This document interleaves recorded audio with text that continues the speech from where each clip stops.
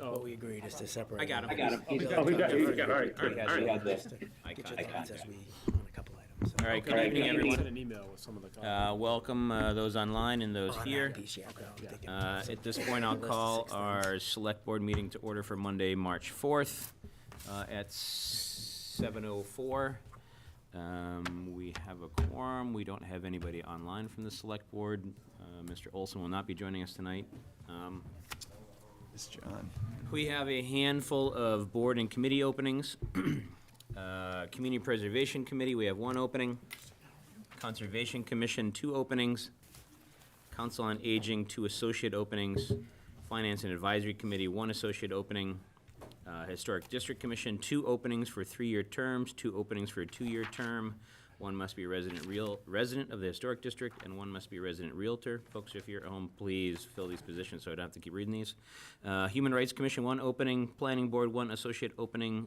Zoning Board of Appeals, 1 associate opening. All right, now we have time for public comment for 3 minutes on topics not already on the agenda. If you're online, raise your hand. If you're here, just come to the podium. State your name and your business.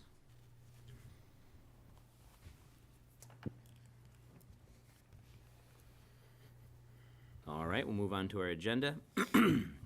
We have 1 item on our consent agenda, and it's to approve the minutes of February 5th, 2024 Select Board meeting.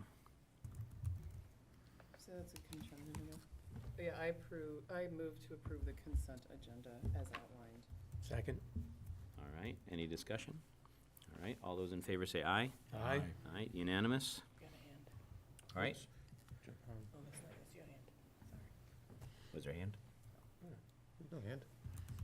Stop interrupting me.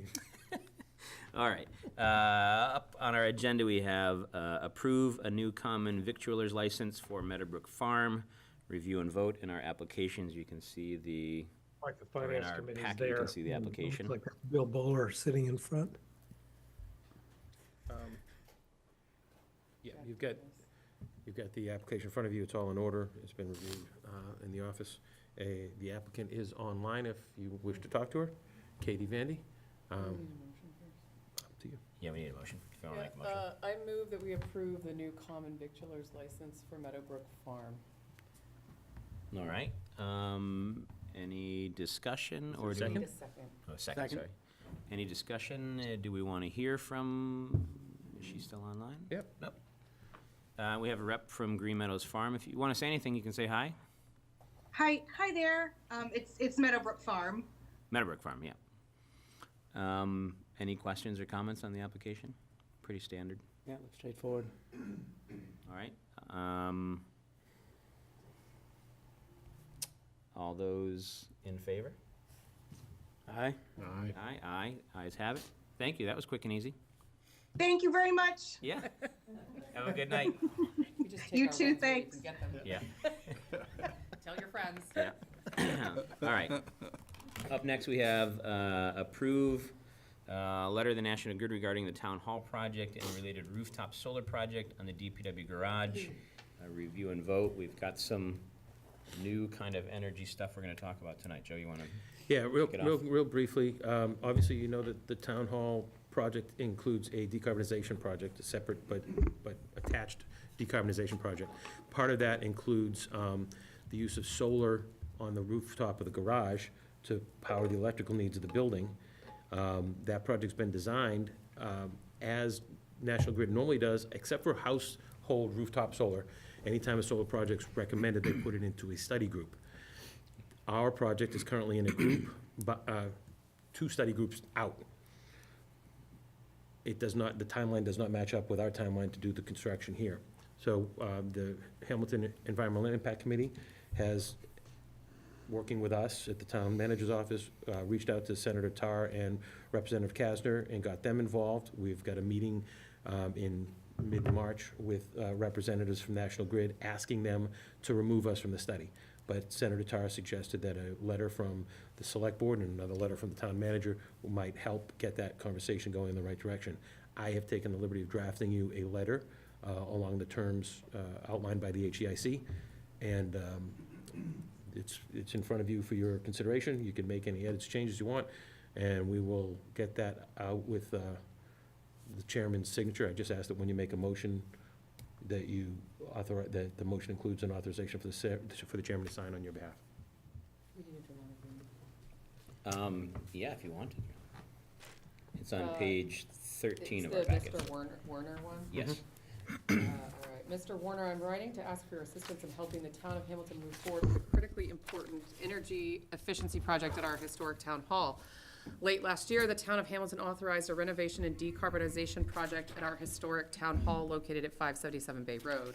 A key part of the decarbonization relies on a small rooftop solar array which will be installed on the roof of our adjacent Public Works garage, which is being sought to provide power to the town hall. The town of Hamilton understands that its critical rooftop solar project for the historic Hamilton Town Hall has been placed by National Grid in Cape Ann Group Study 002, which will result in a significant delay in approval of system interconnection by National Grid. This project involves a relatively small solar array of approximately 46 kilowatts, the impact of which on the grid will be further reduced by the town hall's consumption of electricity behind the meter. Given the small impact of the project on the grid, the importance of the project to all residents of the town, and the goodwill that will accrue to the company by facilitating the renovation of a historic building using state-of-the-art green technologies, including geothermal heat pumps, the Select Board would respectfully request that the project be expedited by being removed from the group's study. If the project remains in the group's study, it is therefore delayed. We fear the construction and financing timetable for the entire renovation project may be endangered. We look forward to hearing from you as soon as possible. Below is a screenshot from National Grid's Massachusetts data portal showing the status of the project as of February 1st, 2024. Unfortunately, the timing of the National Grid Study Group and our timeline for completing our town hall renovations are not currently aligned. Our project is ready to go for bid for a general contractor, and we already have an energy services company under contract. In order for this project to move forward as designed, we ask that you allow the small solar project, T, we're missing an O, Yep. to be pulled Thank you. from the study group and allowed to proceed. If you have any questions or Or need. Or- Yep. need Yep. further information about this project, please contact Hamilton Town Manager jd@hamiltonmass.gov or phone number, best regards, Sean Farrell, Hamilton Select Board. Any comments, edits, other than those two kind of typos that Caroline pointed out? The only question I would ask is just for, like, the sake of succinctness, like where it says, I'm writing to ask for your assistance, like, could we just say, I'm writing to ask that you remove something from this, like, should we just state it up at the Right top? off the top, yeah. Because it does feel like we then go into like a couple of paragraphs where we sort of talk about it all. I mean, maybe they get letters like this all the time, it doesn't matter, but it seems like if we just said like, So that I'm we're writing to ask you ask- to remove us from the following project and here's why, it just might be. Yeah. So I'm writing to ask for your assistance in removing the town of Hamilton from the, Or just Cape say, Ann Group I'm writing study. to ask that we be removed. Yeah. Okay. Yeah. I'll work on that. Yep, I get from National Grid. It's a good ask out of Cape the Ann gate, I Group think. Study. Yep. Otherwise, like, I'm fine to move to approve the letter as written with edits. all right, What is the timeline that, this study would be versus when we think this February override would next be? year. February next year. This override and could we'll be done by potentially- then, Well, in Potentially theory. open it up Mostly. next month, or, what's that? what do we think, this will open it up immediately? It should. I mean, basically, the size of the project is similar to the size of a housetop Yeah. rooftop. It shouldn't impact the grid at all. It's all behind the meter, so we're not paying back in, or, you know, so it's a relatively straightforward. Yeah. Doesn't seem material. We're just Good. hoping they don't drag their feet on it like they have in the past for different things that we've had. I have a motion standing. It's been seconded, right? No, Oh, I'd you love, just did. I'd love for you to do it. Any further discussion? It's really great, Indian condiment. We can talk about it later. All right, it's been made and seconded. No further discussion. All those in favor say aye. Aye. Aye, all right. Joe will edit that and then get it to me and I'll sign it and we'll send it out. Yep. Thank you. All right. Up next, we are gonna open our joint meeting with the Finance Advisory Committee. Okay. Yes. Yeah, I'd like to call the March 4th Finance and Advisory Committee to order. We do have a member online, so we'll need to do a roll call. So it's 7:13. John Prulidge, present. Christina Shankar-Grove, present. John McGrath present, and on the Zoom. Alex Rindel's present. Great, thanks, everybody. Any comments from the public regarding the FinCom? Just give folks an opportunity to Just that they're awesome. just, yeah, well, we're trying hard, but not succeeding. Okay, great. Let me turn it back over to Sean. All right, so Thanks. we have and I'll entertain the request. Okay. We have excuse me, a handful of things on our kind of joint agenda here. I'll read through them, and then I'll briefly talk about a request to kind of change the order of things. Up first, we have review the draft warrant for the annual town meeting, reopen the warrant to add or remove articles if so needed, close the warrant again if we reopen it, and then vote select board and finance and advisory committee recommendations on articles, and then close the joint session with the finance advisory committee. We've had a request from the proponents of the citizens petitions if we could talk about theirs first at the top of the agenda instead of going through all of the warrant and leaving them for last. And I'd entertain ideas if people are okay with that. If they are, we'll go ahead and proceed. If not, we'll go through the regular order. Does anybody mind if we do that first? I'm okay with it. Yeah? No issue. All right. All right, so let's go into the warrant then. We'll start with the citizens petitions. I've got the warrant up on the screen. There's a slightly updated version that Wendy made some adjustments to that I have on the screen, which may be different from what was in your packets. Okay. And we're looking at 3-4 to start, which is citizens petition resolution on use of artificial turf at the Hamilton Wenham Regional School District Athletic Fields Project.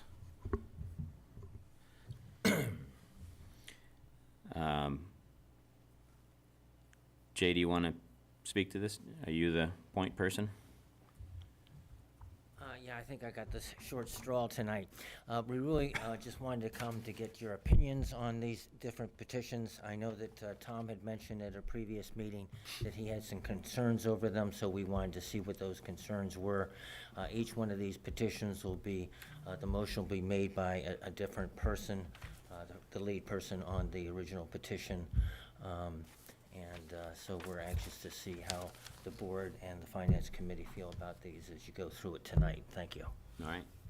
In just a brief summary here, we have this article seeks a vote on whether town meeting supports the use of artificial turf at the Hamilton Wenham Regional School athletic fields. In FinCom, did you guys at your meeting, I know you got the warrant like Tuesday morning, I don't know if you guys made any votes on Wednesday We or have not. I'm not. No, assuming we you haven't- didn't, but, We haven't made any votes, okay. so we're here to participate, and we'll probably make our votes on Wednesday night, which is our next meeting. So Okay. we'll certainly, participate here tonight, but again, there's still some information that we need to get our hands on here. All right, and if there's any kind of low-hanging fruit tonight on other articles, Yeah, welcome to vote them. absolutely, So- yeah. Yeah, we do have time. Typically, we vote this early because we're worried about printing and getting it out. We don't have to do that now. So your next meeting is the 18th. You would still have time. If there are any that you wanted to hold the vote on, you could vote them on the 18th. Okay. But Good to know. if you clean it up now, that's Yeah. even better. Sometimes we do have carryover if we didn't get all the information. All right. Okay. 3-4. Do you want to ask town council to comment? Yeah, on- town council, you want to give us your opinion? Sure. I can't remember, this is in the packets, the opinion, yeah. So, okay, thank you, Mr. Chairman, members of the board. With respect to the first article that is up for consideration, Article 3-4, as indicated, it's a citizen's petition, which essentially boils down to a resolution on whether town meeting approves of the use of artificial turf at the Hamilton Wenham Athletic Field project. It is simply that, it's a resolution, it's not binding, and it is more or less just takes a vote on what the sense of the meeting is with respect to the use of artificial turf. All right, any questions, comments?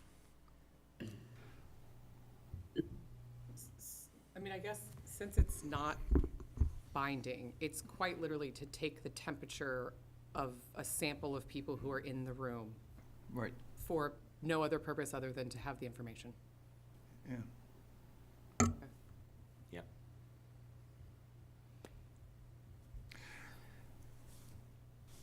Yeah, I can make a couple of comments, and I mentioned this last week at the FinCom. Last year, when this was voted, the FinCom did not offer a favorable recommendation to the entire project because of the size, but we also mentioned that we didn't feel the health and safety issues had been vetted enough, and that certainly can be debated. This article is just another opportunity for the town taxpayers to vet, the project. So, our thought is, the more opportunities the public has to express their point of view, the better. And we do realize that this, we do realize that this doesn't have any sort of binding action. But that, just to reflect back on last year's vote, we think it's, a positive thing to give the town an opportunity. So that's just a little bit of a retrospective of the whole project. I just note that FinCom member Harry Phillips is joining me on via Zoom. Okay, thanks, Harry. So that's, I don't know if there are any other comments, but. Yeah, in taking a step back, it's sort of hard to look at this article in isolation, because all three are related. And when we had the proponent at our last meeting, it was, he had basically said that this is a belts and suspenders approach, which is, we're going to try to amend last year's article, but short of that, we're going to try to, also adopt a new bylaw, as well as, instruct, just for, this is the sort of least effective of the articles, but to send a message that this should be, at the very least talked about at the school committee level. So I think you sort of have to look, it's hard to vote one way on this article and vote a different way on the other articles. Right.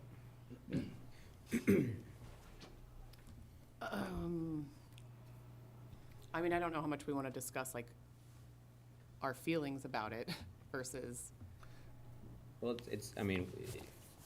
like Joe said, the goal tonight is to make recommendations, but if we can't come to consensus, we feel that we need more information, we can wait till the next meeting. But I guess for me personally, I don't know if I would recommend it. I don't know if I would not recommend it at the moment, just because it's a non-binding sense of the folks that show up at the town meeting. And which is going to be I don't know how we make a recommendation for or against that. It's not, there's no binding thing to it other than a sense of the meeting, as council said in the memo. And I could care either way if the sense of the meeting gets voted on or not, I guess, because it's just the sense of the meeting. right. It's not a financial impact, it's not a bylaw, it's not a binding thing.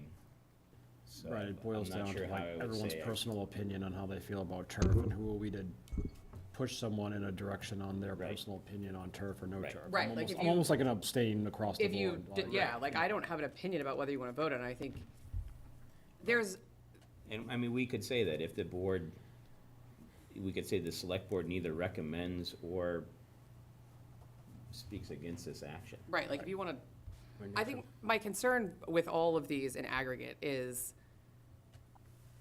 for anybody who was at the town meeting where we voted on this, no one who vehemently voted for it was confused about the fact that it was turf.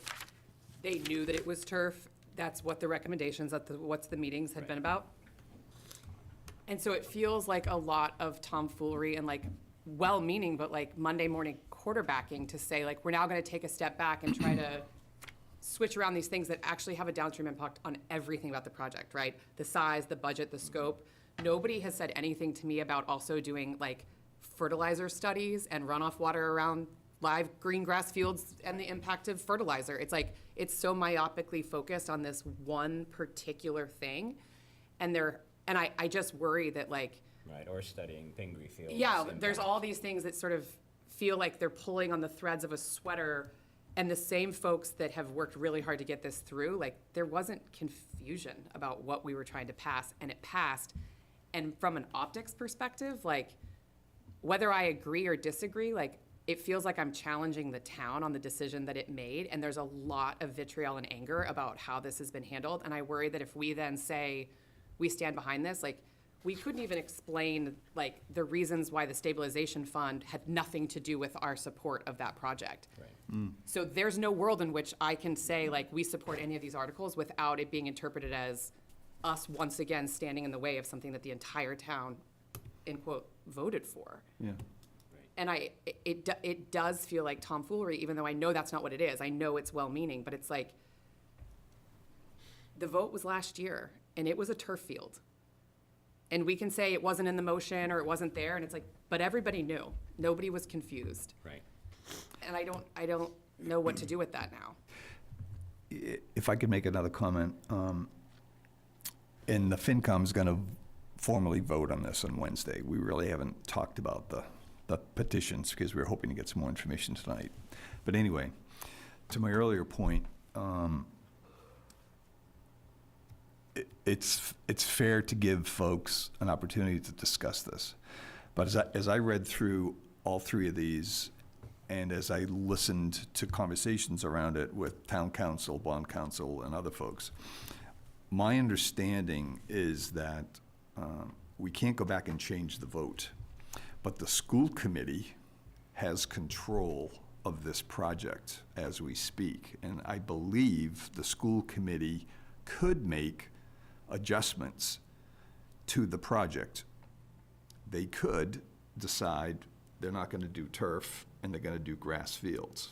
So I believe they have that ability because we've given them the funding. I believe they have the ability now to do that. So that the voters of the town don't have the ability. Right. I think that's fair. But the school committee does. But where was this participation during the 10 years of the process is my question. Oh, Like, why now? Why completely after get the it. fact? I completely get it. All I'm saying is, this is a big project. It has a number of aspects, and it's fine to have a conversation. Yeah. I don't see that these three articles Have that conversation. have any impact on the decision that's been made. But the school committee can. They could adjust the project going forward, but anyway. Yeah, and I also, I mean, a lot has changed in the last 10 years. I mean, this is a very hot button issue. You've got what went on in the Vineyard, you've got other towns passing moratoriums. It's, you know, in some sense, I do think that even though it had been going on, and I agree that most people voting for it knew exactly what they were voting for, it wasn't really a topic of discussion at the town meeting. And I personally think it's a very appropriate discussion, just because, you know, it was really focused more on the money. And in retrospect, I'm actually glad it went down the way it did, because these articles are not doing anything to take the funding away. And now it can actually focus on, okay, we've got a lot of money that's been dedicated to this project, but how do we do it in a way that, you know, the best possible way, as well as, you know, it's consistent with, you know, we're now a green community. You know, we can't just pay lip service to potential environmental concerns. And I'd hate to have a project this size where we're on the back end of trends if everyone's starting to reconvert, you know, turf fields into grass fields. And is there another way to do it? I think to a certain extent, I remember this came up, I can't remember if it was actually in town meeting or discussion with the superintendent, but it was sort of left open, you know, what the infill was gonna be and whether it was gonna be organic or not. And, you know, now I think it's, you know, I think it's right to actually question, you know, what the actual specifics are for this project.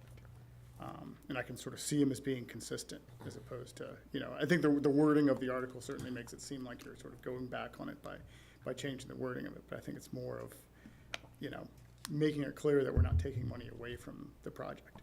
I don't think people are worried about that. I think they're worried about, we already took out the money, we're paying $400,000 in interest on the money, and this will delay the project.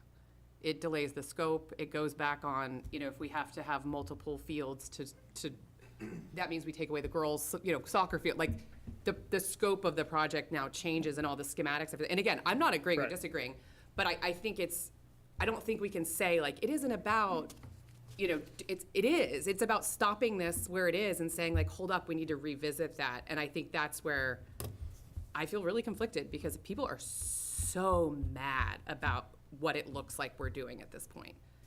Well, Like, everybody up here is getting, like, my personal cell phone, my email, like, I'm getting vitriolic, awful messages from people about this. Right. Like, what are y'all doing? Like, And- what is your problem? Why can't you go through the process and stick with and it? it's unfortunate that you're getting all the negative stuff, but the core issue is health of the community. Right. Yeah. And that's what's driving the conversation. If it was some other issue, I would probably side with what you're saying. So the fact that people are misbehaving, you can set that aside. But what's the core issue here is PFAS and health of the community and the rivers and sort of, so I have no problem having that conversation and giving everyone an opportunity to vet that. But at the end of the day, the school committee can digest this and they can make a decision. Right. The ball's more in their court than The ball anybody. is in their court. That's what I believe, unless I'm No, you're way right. off base. Has anybody reached out, excuse me, to the superintendent or the school committee to see if proactively, in response, ahead of town meeting, anything new was developed in the last 12 months, not really 10 years? Because they did talk about infill and products and organics and bamboo and all sorts of stuff, to prevent or to mitigate, I guess. So they can come and maybe speak to it. Because otherwise, we're just gonna have a discussion back and forth and a lot of yelling and nothing could happen. But if there was an update, maybe that addressed some of the concerns. And maybe that's the position we take, is we encourage a discussion. But I do think they addressed the health issue at town meeting, not in detail. And I don't know what new has happened in the last year, 10 years for sure, but Yeah. it was discussed, infill products and plastics and the blades and all of that. I know the proponents, or at least it was reported to us, that they tried to appear before the school committee and were not permitted to. But I think I'm where Carolyn is right now. Yeah, the school committee should be having this discussion, but I don't see how we could vote in favor or against any of these petitions. It sort of has to be, they are what they are. They're asking the question, and people have to answer for themselves. Or maybe a letter from the select board to the school board to encourage, a discussion, to update, concerns that have elevated in the last 3 months, prior to town meeting, or ask if they wish to have further discussion during town meeting and present, findings on pros and cons, turf to grass, and health concerns, financial concerns, all of it. Well, I mean, Otherwise, I think it's just gonna be every time I've spoken to Eric Tracy about presenting information at town meeting, he's more than happy to do that. yeah, I think he will. And every time we have a school building committee meeting, or the budget quintuple board meetings this year, he's more than happy to give an update. And he's been, so I'm sure he would be more than happy, and he will give an update on both projects, the Fields project and the schools project. So he's Yeah, no, always, that's how I know always him as willing. well. Yeah. I'm just wondering if he'd be willing to address these petitions and Yeah. kind of just Yeah. counterset, with where, the school stands at this point, knowing all this is going on. Yeah. I'd back up what John says. I'm so sure, particularly if he's asked, but I think he'll probably be prepared to answer questions even if he's not asked. Yeah, I think if we ask it, it's a good move for the select board, to represent concerns that we're getting, whether it's blowing up our personal phones or a petition. It shows that we're reacting. That's just my thoughts. I don't know. You guys. But I do know, I'm a little weary about setting a precedent as well, about coming back around after something's voted at a town meeting where things were discussed. I get the open forum and discussion, and always coming back, I measure twice and then we cut, right? So, but if we were to put in a letter, we don't advocate and things, and I don't know, I have a problem doing that out of the gate right now, Yeah. without hearing. I worry about setting precedents that it's okay to come back if you're not happy about a town meeting vote. Well, I think council's opinion on these articles reflects that particularly around the second article. Yeah. Do you want to get that update? Sure, thank you. With respect to the second petitioned article, which is Article 3-5 in the warrant package, in this one, the citizens petition seeks to amend the vote taken under Article 2023/45-2 to essentially add a condition with respect to the funding of the project, that it cannot basically be used for the funding of an artificial turf field.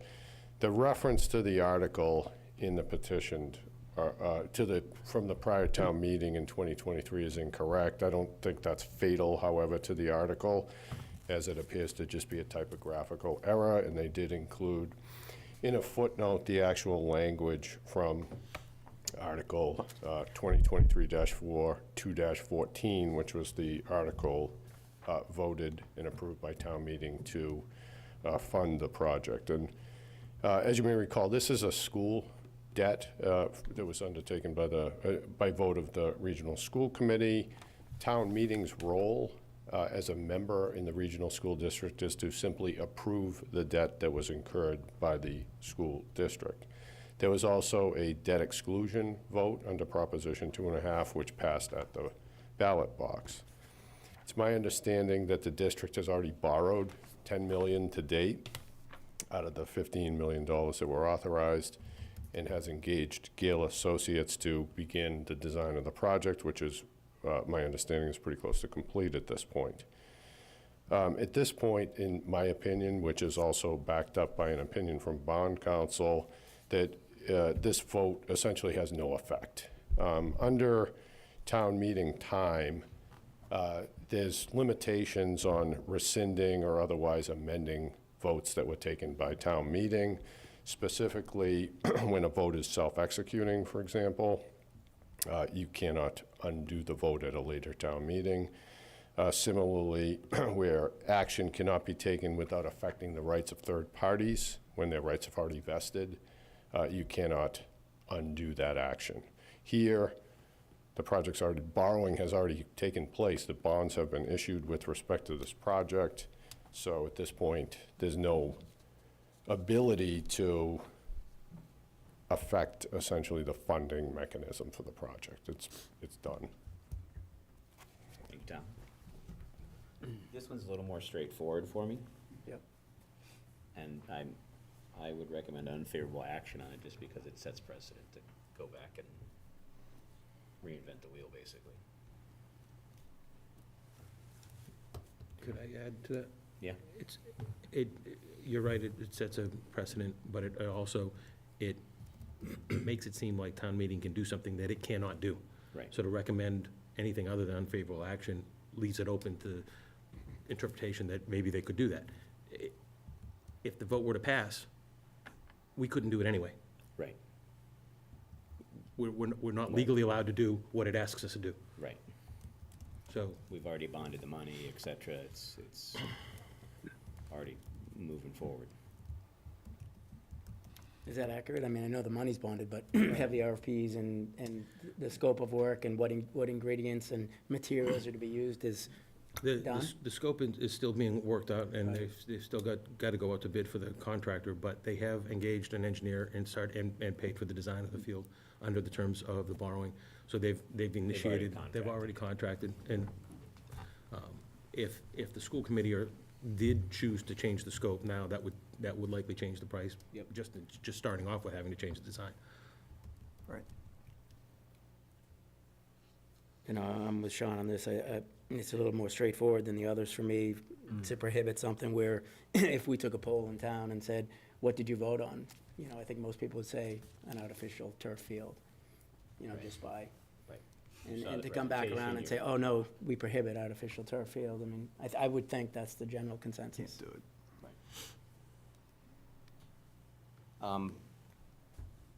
FinCom, feel free to chime in, but I was just gonna say, with the first one, 3-4, I mean, we can kind of come back to that one, but if people feel that 3-5 is a little bit more straightforward for them, we could vote on a recommendation for it now and then come back to 3-4, move on to 3-6, and then come back to 3-4, because it's a little bit more vague, up to the will of the board. Does anyone feel they should be, you know, bucketed together? Sean, I'm not sure if you noticed, but Jay Butler has his hand raised on the Zoom. Oh. Here. Yeah, I can't see everybody now because. Thank you. we've got Jay, if you're, you can Sharon's unmute if you can, and you can speak. Yeah, this is Jay Butler. Could you, my question is, could you advance the copy of the warrant so I can read the 3-5? Sure, It was sorry. stuck on 3-4. Sorry, Jay, I'm trying to multitask and obviously failing. Okay, now I see it.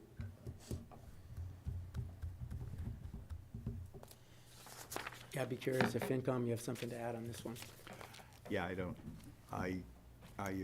I personally agree with, you know, council that I Yeah. don't see how you go back and change a vote. Agreed. I just, Right. I don't know. Again, we haven't voted on it, but I don't see how you do that. Well, if this one, do we want to vote on this one, or do we want to Yeah, discuss? I think so. Yeah, that's Okay, so I'd entertain a motion for a recommendation. You want me to move to approve or recommend, or move not to recommend? Whatever you want to Just do. move to recommend. All right, I move to recommend Article 3-5 as outlined in the ATM warrant. You recommend, Recommend what? you recommend Recommend favorable action. action? Well, that's what I'm asking, so Yeah, do we recommend want to action. just recommend? I would say if you're leaning towards not favorable action, I would say that in your motion, just make it Okay. cleaner. I move that the select board take unfavorable action. Recommend. Recommend Yep. unfavorable action on Article 3-5 as All right. outlined in the ATM warrant. All right, second by anybody? Second. All right, any further discussion? I think we've kind of had it, unless anybody wants to say anything else. I think we had it. All right, all those in favor of not in favor, say aye. Aye. Aye. All right, Do we have to have like for the 3-4? Mhm. To the earlier conversation, like, this isn't something where it feels appropriate to recommend or not recommend. It's not a policy and/or tax, so like, could we just say, On any of the articles, you could we say. can say whatever we want, like, could we just delete it? Can there just be nothing there? make no recommendation, we could just say the select board makes no recommendation. Okay. Yeah. I feel like FinCom feels the same way about that one. Well, Oh, They y'all wanna- are- no, no, they Yeah, wanna we're- encourage yeah. discussion is what they were saying, which Yeah. I would, Yeah. Yeah. I think that's a good thing to say as well. We encourage further discussion. Because for me, it's kind of really here nor there if the meeting feels one way or the other. Right, because ultimately, just to confirm, it's literally saying, like, do you recommend that people get to cast a vote for whether they like turf? Like, Right. If you, sure, you wanna take a little Right. Qualtrics quiz at the top of the hour, like, have at it. Right. So does the select board feel that we want to make no recommendation? I would say no Yeah, recommendation. no recommendations. Okay. Did you just make a motion, Tom? So I will make a motion that the select board make no recommendation on Article 3-4. Three. 3. four. Or is it four now? Sorry, I'm looking at the, 3-4. I got an outdated version. I apologize to the folks in the audience and at home. I'll second the motion. All right. All those in favor of not recommending any action? Or not making any recommendation, sorry. So how does that work? So will it show as like the select board makes no recommendation 5-0, whatever, or is Yeah, it just gonna yeah, say? Yeah. And then 4 whoever to 0. makes the motion will just say, We can We stand didn't up and feel like say, this we was- didn't feel like we wanted to stop the Yeah. sense of the meeting, so Yeah, okay, everyone gets their voice heard at town meeting, so there it is. yeah, makes sense. All right, so you made a motion. Was there a second on I it? second. Okay, all those in favor say aye. Aye. Aye, okay. On to, 3-6. three, is it six still? 3-6, yeah. 3-6. All right, and this one is, sorry, I'm in my wrong place. Citizen petition, general bylaw amendment, moratorium on artificial turf fields.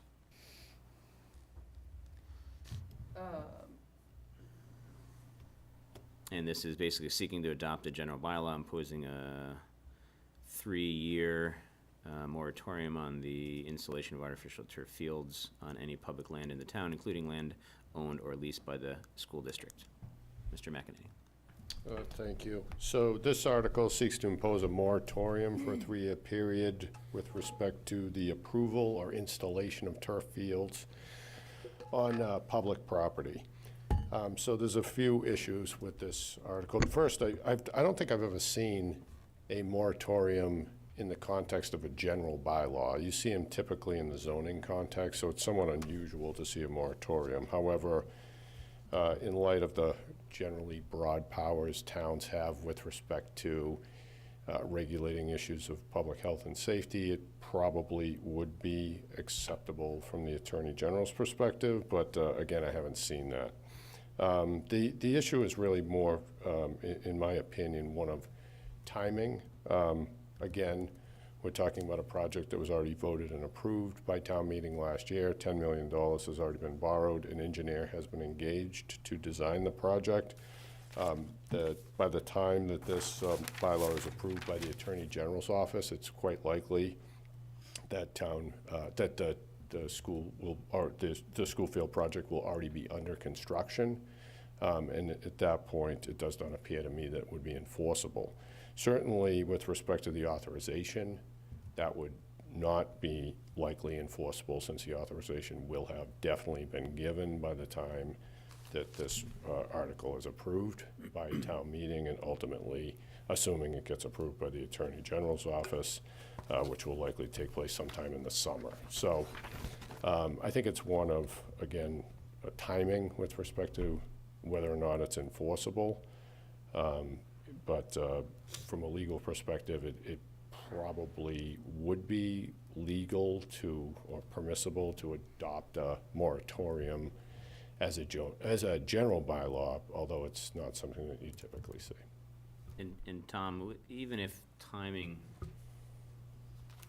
wasn't the main issue, I mean, there's other issues with it, but even if, the project's been voted, it's been bonded, it's been more or less permitted, and construction has started, even if that moratorium did happen, would this project still be, it would be grandfathered in anyway, wouldn't it? Or So, right, yeah. it would be on a new turf field other than this turf project? Most likely, because at that point, again, that's really the timing issue. So this is a general bylaw as opposed to a zoning bylaw. So as you may know, general bylaws are effective.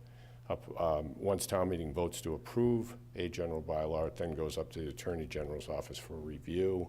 The Attorney General's office has 90 days. They often take longer than that as well, but by statute, at least 90 days to review a bylaw. Once the Attorney General approves it, assuming that they don't find any conflicts with state law or other constitutional issues, it then is, they send a determination letter, and once that takes place, the bylaw would then become effective upon publication of posting by the town clerk in accordance with General Laws, Chapter 40, Section 32. So general bylaws do not become effective until they've actually been posted, unlike a zoning bylaw, which relates back to the date of town meeting. Right. So Right. that's really, one of the big issues with respect to this is, but there are other issues with respect to just general enforceability of this type of a bylaw, but ultimately, by the time the bylaw is approved, it's quite likely that the project will already be under construction. It'll certainly have been authorized at that point. Right. All right, comments, questions from our board or My- FinCom? I mean, my thought on this is, this would have no impact on the school project, cutting to the chase. Right. Because it was voted last year, and even if procedurally everything fell into place, it's very similar to 3-5 in that you can't go back and change. Right, I think, to your Something point, John, in the even if the will of town meeting said, we want this moratorium, it still wouldn't affect this project. That would be my read, and I'm not an attorney at all, but That's my take. that's how I read it as I went through it, so, again.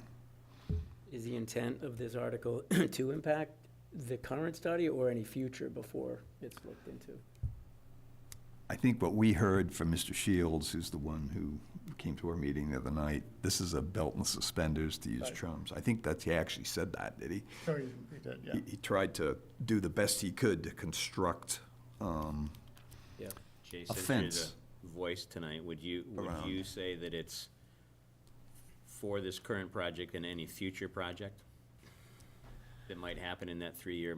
This is why I wanted to hear Tom's opinion. It was our intent that it would affect the current project. There are several bills before the legislature right now that are looking to ban artificial turf throughout the Commonwealth. The way they're worded is kind of like what Tom had suggested, is that any project that's already in place would not be affected until, say, the turf wore out, and then 10 years later, you couldn't, put new turf in. I think it was our intent and our hope that this would affect this particular one, because that's what we're looking at. But obviously, if it sounds like if it does get voted and goes to the state, that future projects, if they wanted to put turf, say, down at Patton Park or something, that would be affected. Right, But, in that 3-year timeframe. yeah, exactly. But at the same time, we appreciate the opportunity to be able to take a reading on how people feel at town meeting about it. All right, Okay. thank you, Jay.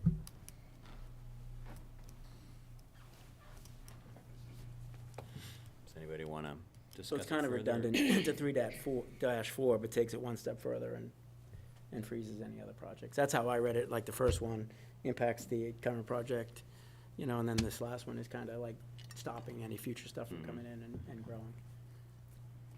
So I kind of lumped this in with 3.4 then, our same kind of, maybe we vote for no recommendation.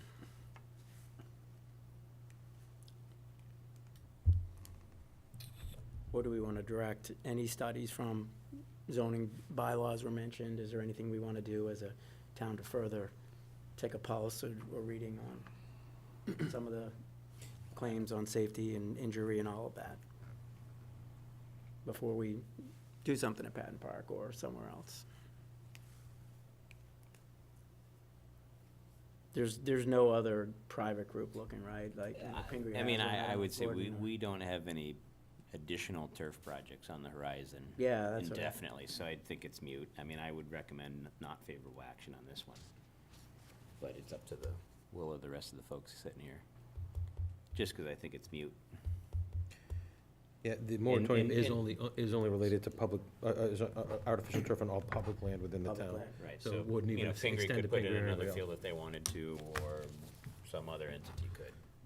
Iron Rail or something like that, but that's in Wenham, but. And I think, I mean, being apprised of the current project, I mean, it's been being talked about for 20 years, and in the last 10 years, it's been being worked on, and I don't see another project coming from start to finish in a 3-year moratorium. And in that time, I think there would be a lot more involvement in health and safety and materials and stuff in that time period with all the new information that's trying to be figured out.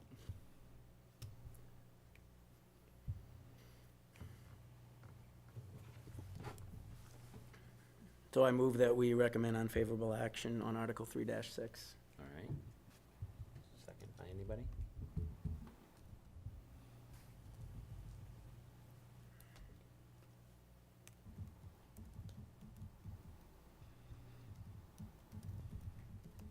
We can second it and then discuss it and then vote it Yeah, down if we want to. Yeah. I'll second it. So what other options would you consider?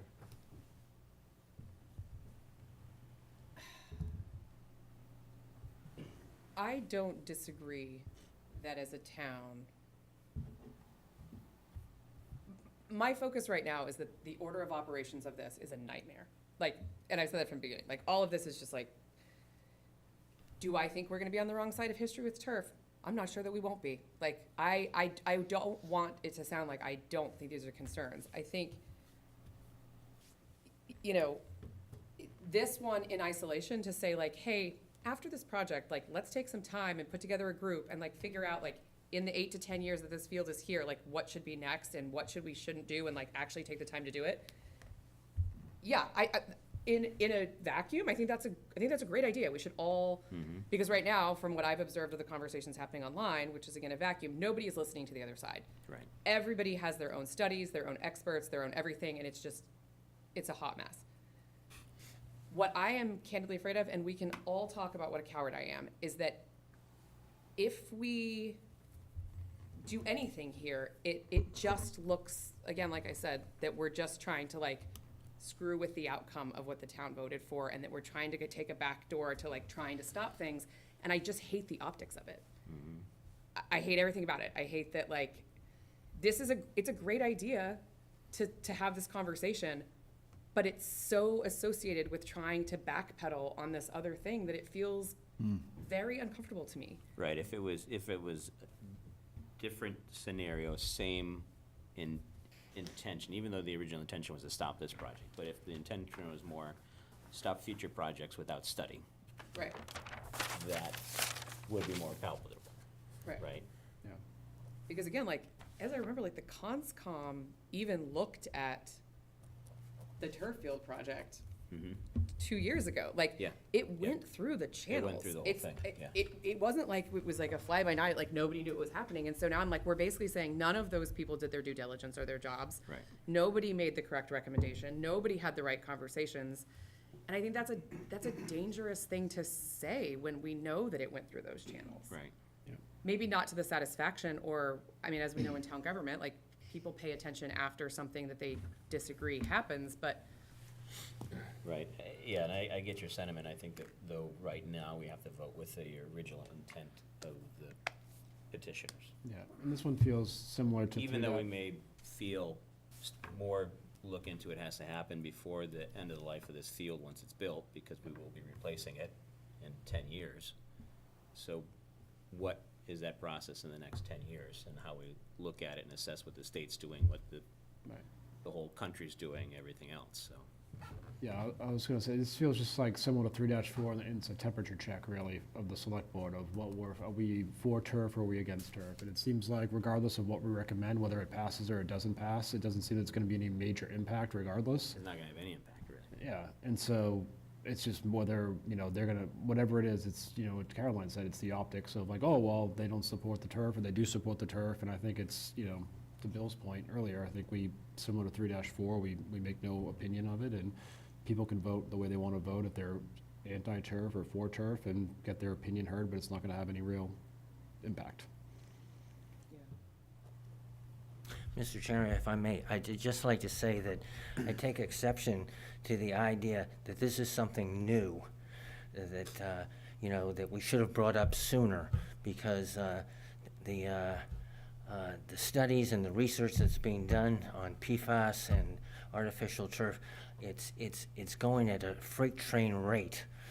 So a lot of what you're hearing from us now is things that have just been discovered in the last couple of years, or even in the last couple of months. It's moving ahead at a tremendous pace.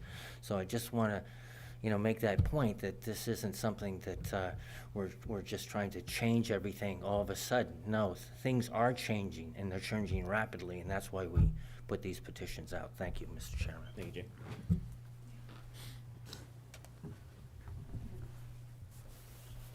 Susan Lawrence, 105 Rock Maple. Now, I'd just like to make one other point. I don't think that anyone who's on the other side of this, if you're talking about the other side being natural grass, is trying to stop this project. No one is trying to stop the project. The money is there. We want to see it go forward. We want the kids to have the best fields of any town anywhere.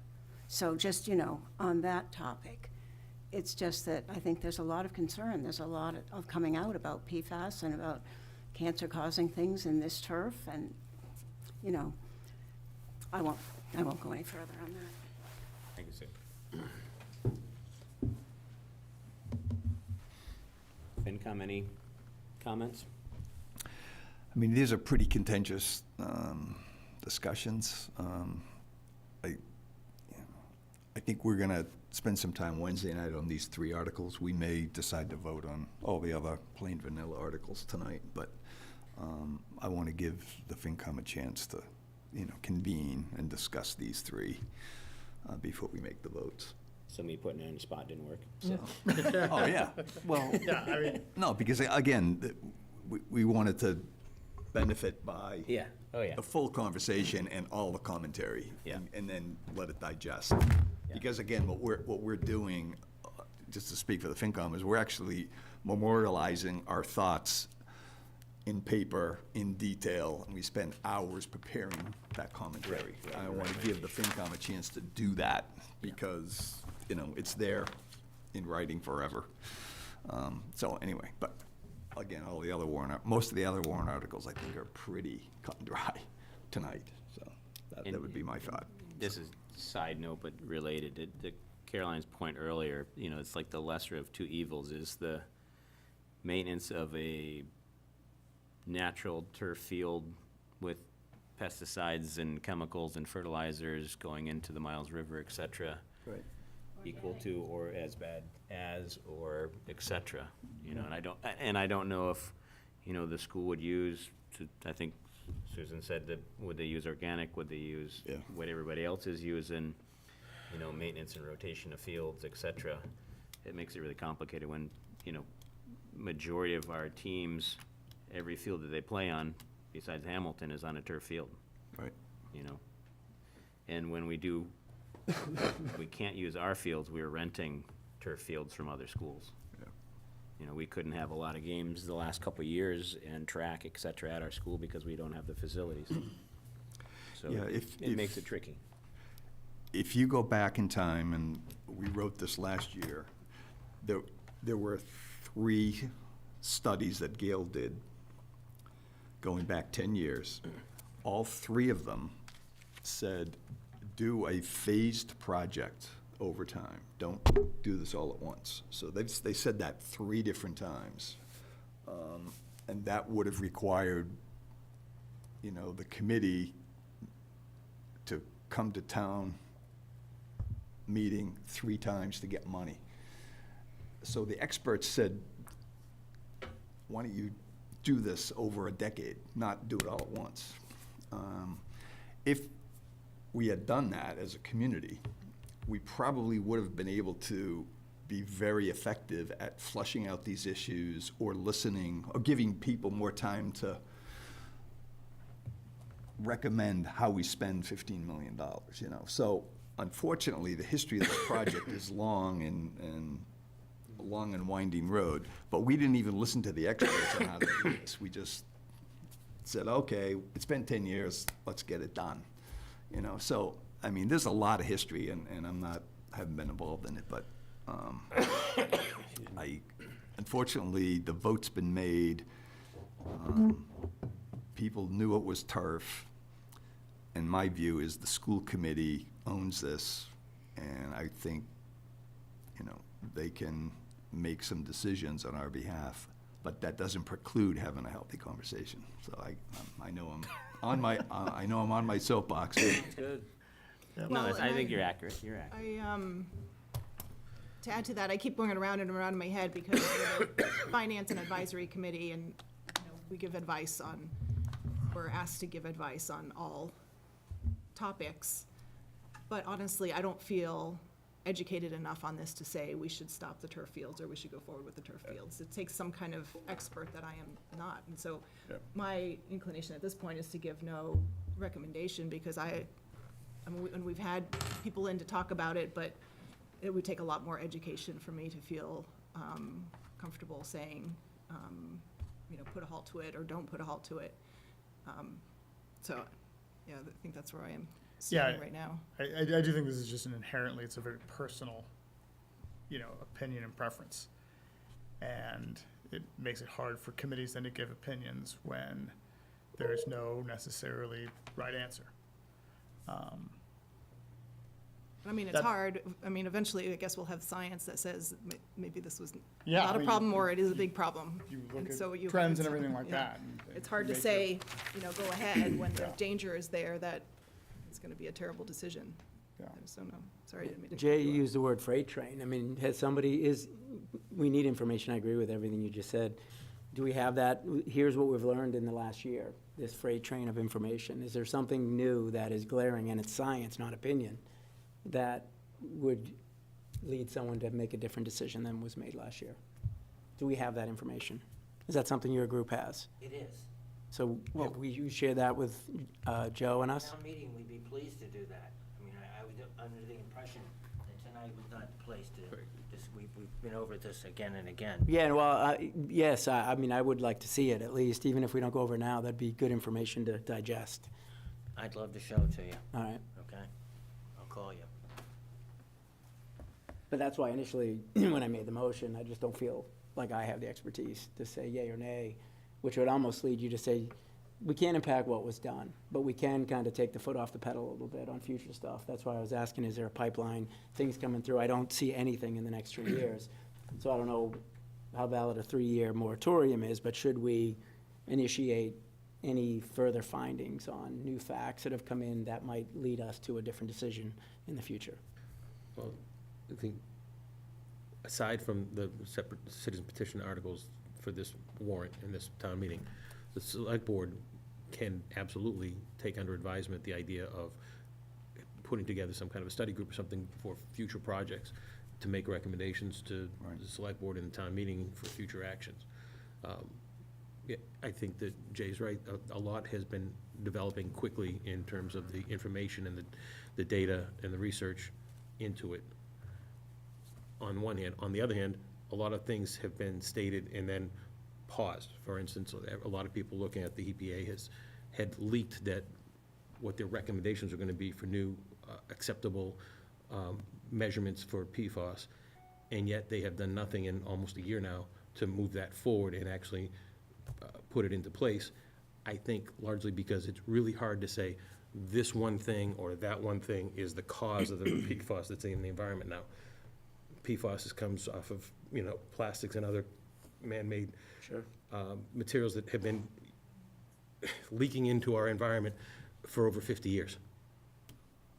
So it's going to be really difficult for the EPA or the DEP or anybody else to say, oh, this is the source problem, we got to stop it there.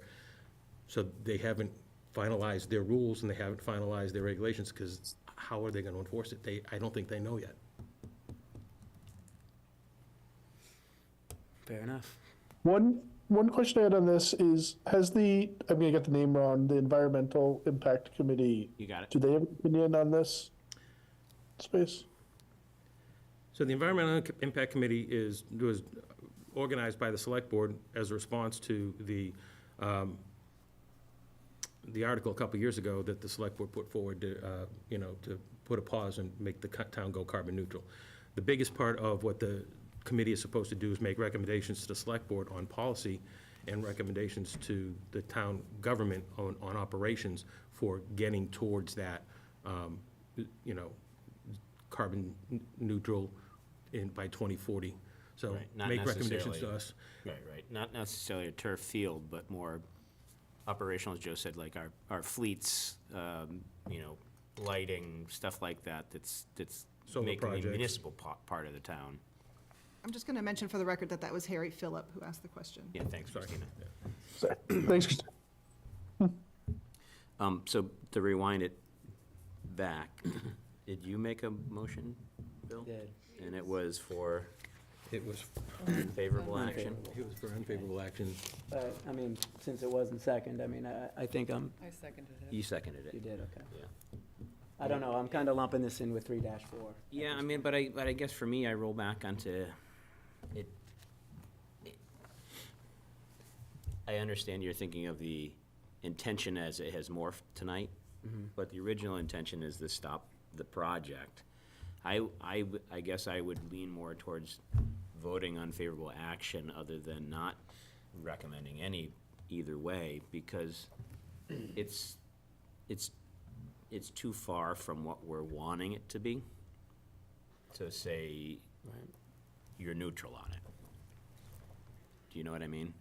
No, I do. Just because, I mean, if it was a different article and it said we want to stop and take the time to study this over the next 3 years for any future projects that come up, or, you know, the recarpeting of the field or something like that, and charge the school committee, who's the actual owner of the project, to do so, which even though it really couldn't because you can't enforce your will on an elected board, Right. you know, but with the original intent, I'm still leaning in the unfavorable action. Tom? Yeah, if the intent was to impact current projects. Right. I would agree. And it won't, so. Right.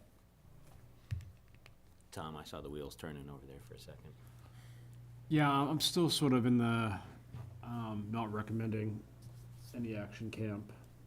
I still feel, you know, I see that side of it, but I do still think that regardless of what the vote is, it doesn't seem like there's gonna be any impact, whether town approves it or doesn't approve it. And to me, it just feels like a temperature check that, you know, we're either voting yes or no on turf fields. And I will add that whatever I say on my recommendation, most of the people at town meeting are gonna vote the way they're gonna vote, whether they agree with me or not. That's why they're showing up. So, you know, my recommendation isn't gonna sway them either way. And if it does, you know, You're more powerful than you thought. I guess so. Yeah. I lay awake at night wondering what you think about all sorts of things. So. So do you wanna make a vote on it? Or do you wanna discuss some more? Well, I mean, I think I'm more comfortable how I initially, recommend Okay. no action, but encourage further discussion on town floor. So do we Of all of table these. the motion or vote it? You can withdraw it. You can withdraw your motion if Yeah, you want I to. can't just amend it. What would you amend it to? I recommend no action. No recommendation, you mean? Right, no recommendation. And the position of the select board is to encourage further discussion on influence, because we are influencing it if we lean one way or the other, the discussion. So you want to amend to no recommendation, and the SB encourages what? Well, I mean, I'm just elaborating. I want to hear, one thing tonight was we don't discourage further discussion, you know, in response to the citizens' petitions. We want to hear what people have to say, not necessarily try to influence their decision on this.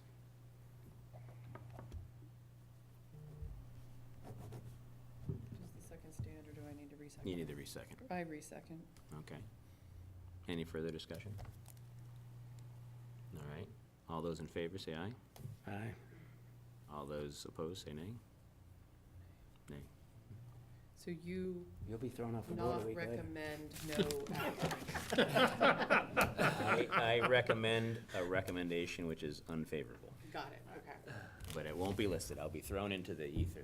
No one will- I'm happy to start a rumor at the Just trying to beginning. confuse everybody. No tonight. rumors. You're live. Yeah. All right, any further discussion on citizens petition articles? All right. Mr. Burnham, thank you for joining us. Thank you for I think taking the us effort's out of great, I order. really do. I mean, Thanks, Jay. I encourage petitions. And Ms. Lawrence, thank you. Bill, I'll call you. Thanks, Jay. Don't call him late to dinner. All right, back to the, You encourage petitions? I asked for information. he encourages information. All right, let's go back to the top of the warrant here. Article 1-1 is just our boilerplate election of officers. I don't think we need to comment anything on that. Next one, 1-2, is to accept reports, standard stuff. Do we have reports? We have all the reports of the committees for the annual report. That no reports have been given verbally at town meeting since at least COVID, maybe even the year before that. I don't think there's been a report given at town meeting verbally in at least 4 years, maybe 5 years. I did a brief one, but I don't think it was anything substantial. Right, But it was a that's my little- recollection. Generally speaking, We just accept the annual Reports is town offered. report, but I Oh, think okay. there was at least once, there was a I think I- presentation Yeah. with respect to, maybe it was the Gordon Conwell I think I did something with project. the BHOD, the overlay. Right. But I would say if Mr. Bowler has been great about encouraging efficient meetings.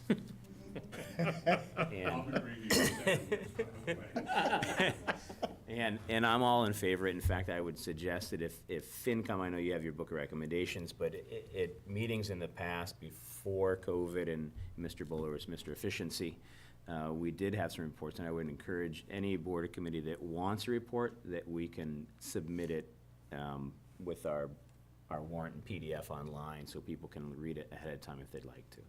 If Mr. Moderator and everybody else is okay with that.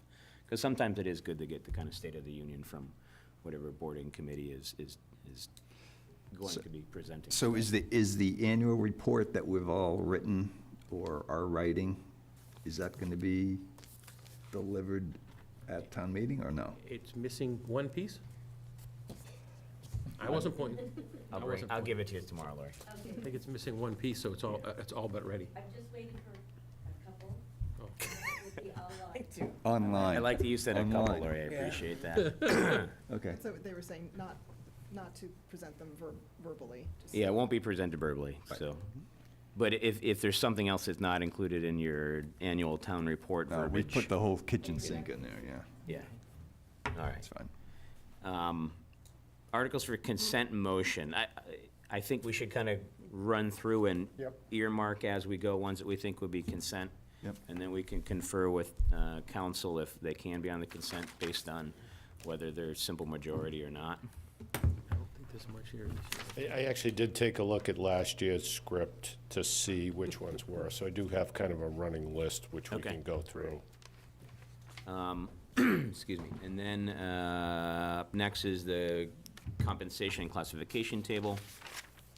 That was one that was on the consent calendar, Yep. consent article the last few years.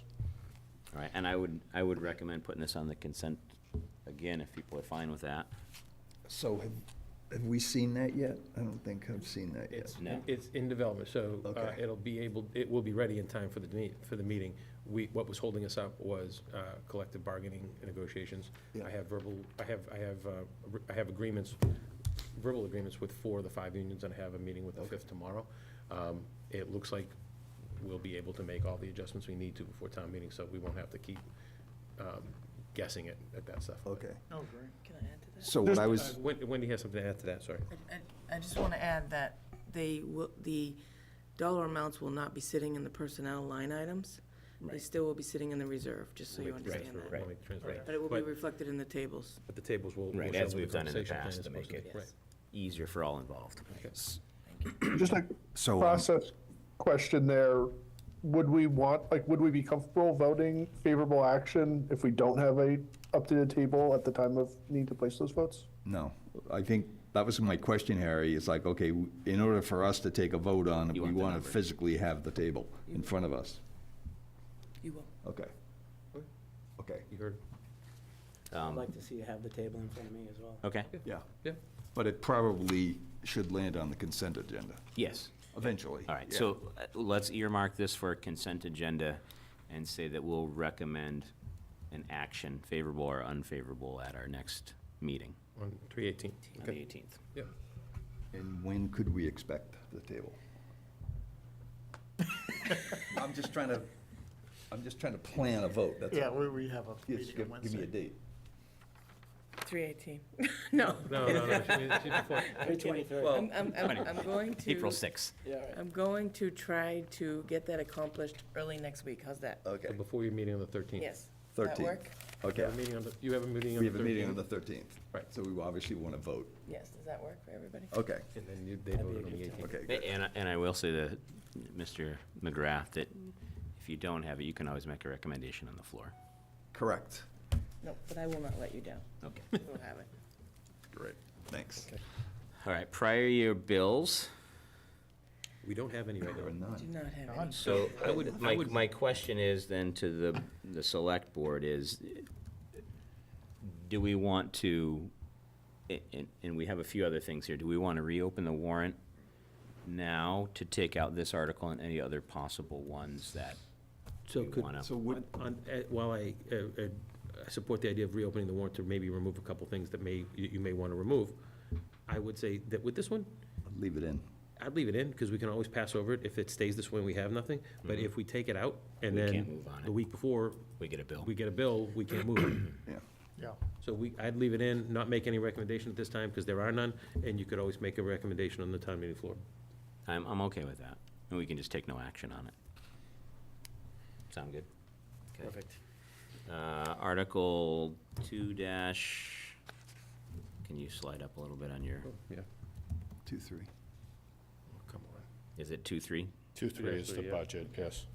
So our general budget, and we've got a number in there, which includes the school district and the, I'm gonna call it Essex Aggie, but it's the Essex North Shore Agricultural North Shore Technical School. Agricultural Tech. And this is Appendix B. And it's to raise and appropriate a few Total. dollars, $40,078,956. Is that what you got? No, Is that what you got? You get a different number? 40,000,000, 226, 627. Oh, I've got it So all. that's changed, okay. Yeah. Yeah, that was changed today, sorry. And Tom, is this a, Not a consent. not a consent, but it's Correct. simple majority though, right? Simple majority unless we were appropriating funds from stabilization, which has never Which we're been the not. case. Yeah. Okay. So does, our question, Tom, real quick, so the way this reads right now is to see if the town will raise and appropriate or transfer from available funds. That would include free cash? That would include free cash, yes. So, A sum of it's- money to defray the expenses of schools and all of the town expenses for the fiscal year beginning, or take any action there too, blah, blah. And Right. then we explain what the money, what the total dollar amount is and where it would go to. Right. In the motion, it would specify how much money is Right. being raised and appropriated same, and right. transferred from other sources, which could include free cash or other Okay. line items. So that'll be in the motion. So that gets to the heart of what we discussed, Sean, previously about the retirement payouts. Right. So that will Right. be in there, but it'll be use of free cash for the retirement payouts. But it'll be all in there. So did you catch that about the retirement stuff? We won't have a separate article for it. We'll It'll be include it in included. this article. Okay. Is there a presentation from the school on their budget and updates on projects before this? And There is always a presentation from the school on their so budget. they'll come up during? Yes. Yeah, they'll come out during Yeah. this piece, yeah. We'll recognize Eric to speak to this. Eric will spend his amount of time to discuss his budget. All right, so moving right along, do we want to make a recommendation for favorable, non-favorable action? I'll take a motion if somebody wants to make it.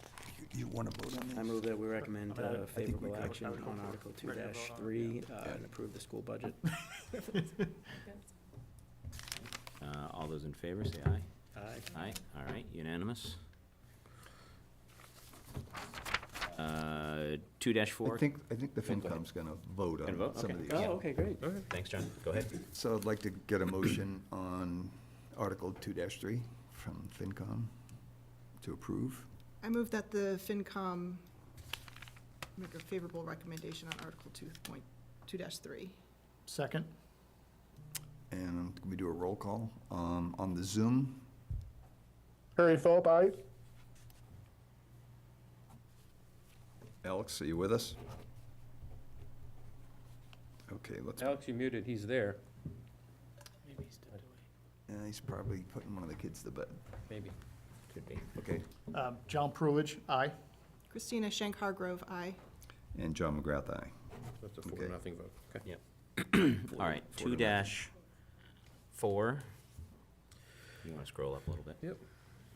Our capital expenditures, and this is to see if the town will raise and appropriate, borrow or transfer from available funds, unless the script has changed here in the new version. Nope. Let's see.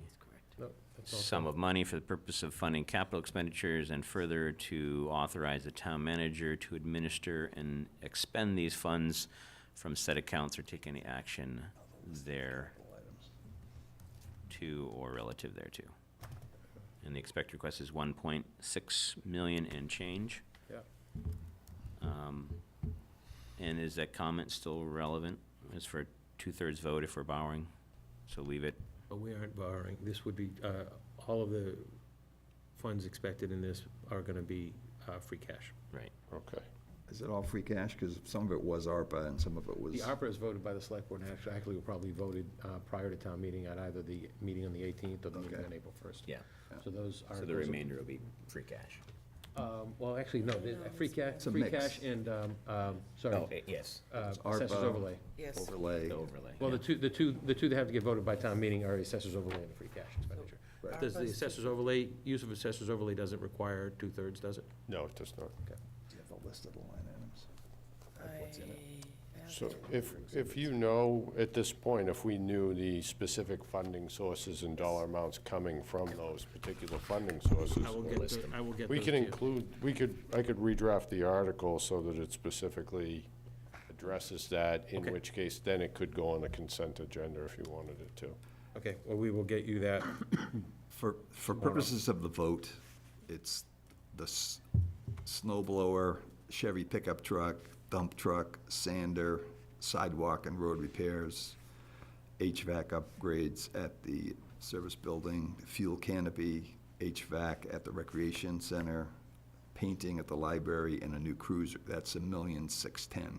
Right. And there's three sources. Free cash is $1,000,001, ARPA was $250,000, and overlay was $250,000. So that's the $1,610,000. Yeah, town meeting doesn't vote on ARPA funds though, so for purposes of this, it would be It'd to, be less than 1.6, so we'll have to adjust Have that to number. subtract. right, Minus and 250. whatever projects are being funded by ARPA would not need to be included in Right, the right, article. we can go to select board or Right, one of the yes. next two meetings. Right. So you and Wendy will We'll hash adjust that that. out, We'll- okay. we'll Hash adjust that out. Yeah. And we'll redraft that with the sources of funding being free cash and assessors overlay. Right, and as I said, if we specify the exact dollar amount and funding source, so from each one of the exact amount for free cash. and then- 250,000 from the assessors overlay, and the Okay. rest of it will be from Free cash. free cash. Right, and then as long as you have a specific dollar amount and Yep. funding source and We will get you purpose, that then tomorrow. it can go on the consent agenda. Okay. We'll have you that tomorrow. Okay. One, just super quick note, it should be the 2024 appendix book here, not Right. 2023. Thank you. Thank you, Harry. Do So, we want to put capital on, that's what I was just gonna ask, I don't think so. that's a budget. Yeah, you don't- I mean, it would be great to have it on there, but I wouldn't want it Yeah, on there. someone might want to Right. hold the sander forgotten, Yeah, you know, so. Yeah. I doubt anybody will, but I just like to be more transparent with it, so. Sure. Okay, so we will not include that. So the article doesn't need to change then, the motion would just specifically identify the funding sources at that time. We'll get that. We could change it, but it doesn't have Yeah, to. yeah. Anybody on this side want to make a motion to recommend favorable action? Well, just one more thing. So Do you we got more change the questions? narrative on the request if funded by taxation? Do we need to say if? Do we just strike that, or? Yeah, it won't, we can change the narrative, the brief summary and the fiscal tax rate impact. It won't have an impact because it's not going to be from raise and appropriate. It's all going to come Yeah, from that free whole- cash and assessors overlay. So that whole paragraph. section will- We'll change to say that this will have no impact on the tax rate. Right. Okay. Then I would move that we recommend favorable action on an amended capital expenditure number to exclude the ARPA funding. All right. All those in favor, say aye. Aye. Aye. FinCom, do you want to Yep, follow suit? entertain a motion. I move that the FinCom recommend favorable action on Article 2-4. Second. Second?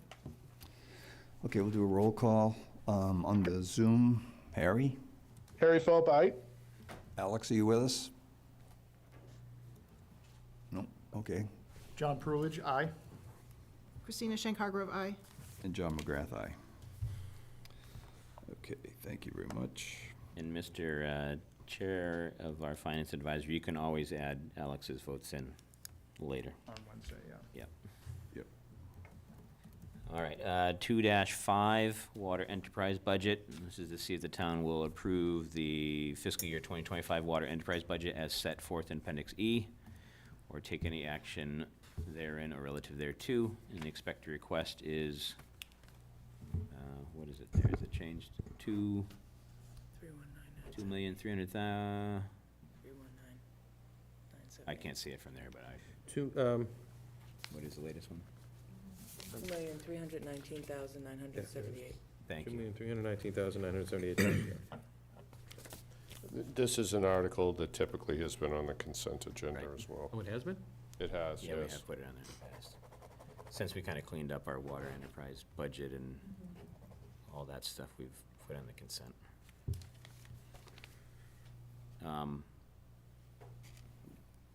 And this is supported by water fees. Adoption of the budget will Right. not impact the tax rate. So I guess two questions to my board. Do we want to include it in consent as we have previously done? And do we want to recommend favorable action? Is there a good reason not to put it in the consent agenda? No. Only in the discussion we just had about budgets being, not in the consent agenda, we just had that discussion, right?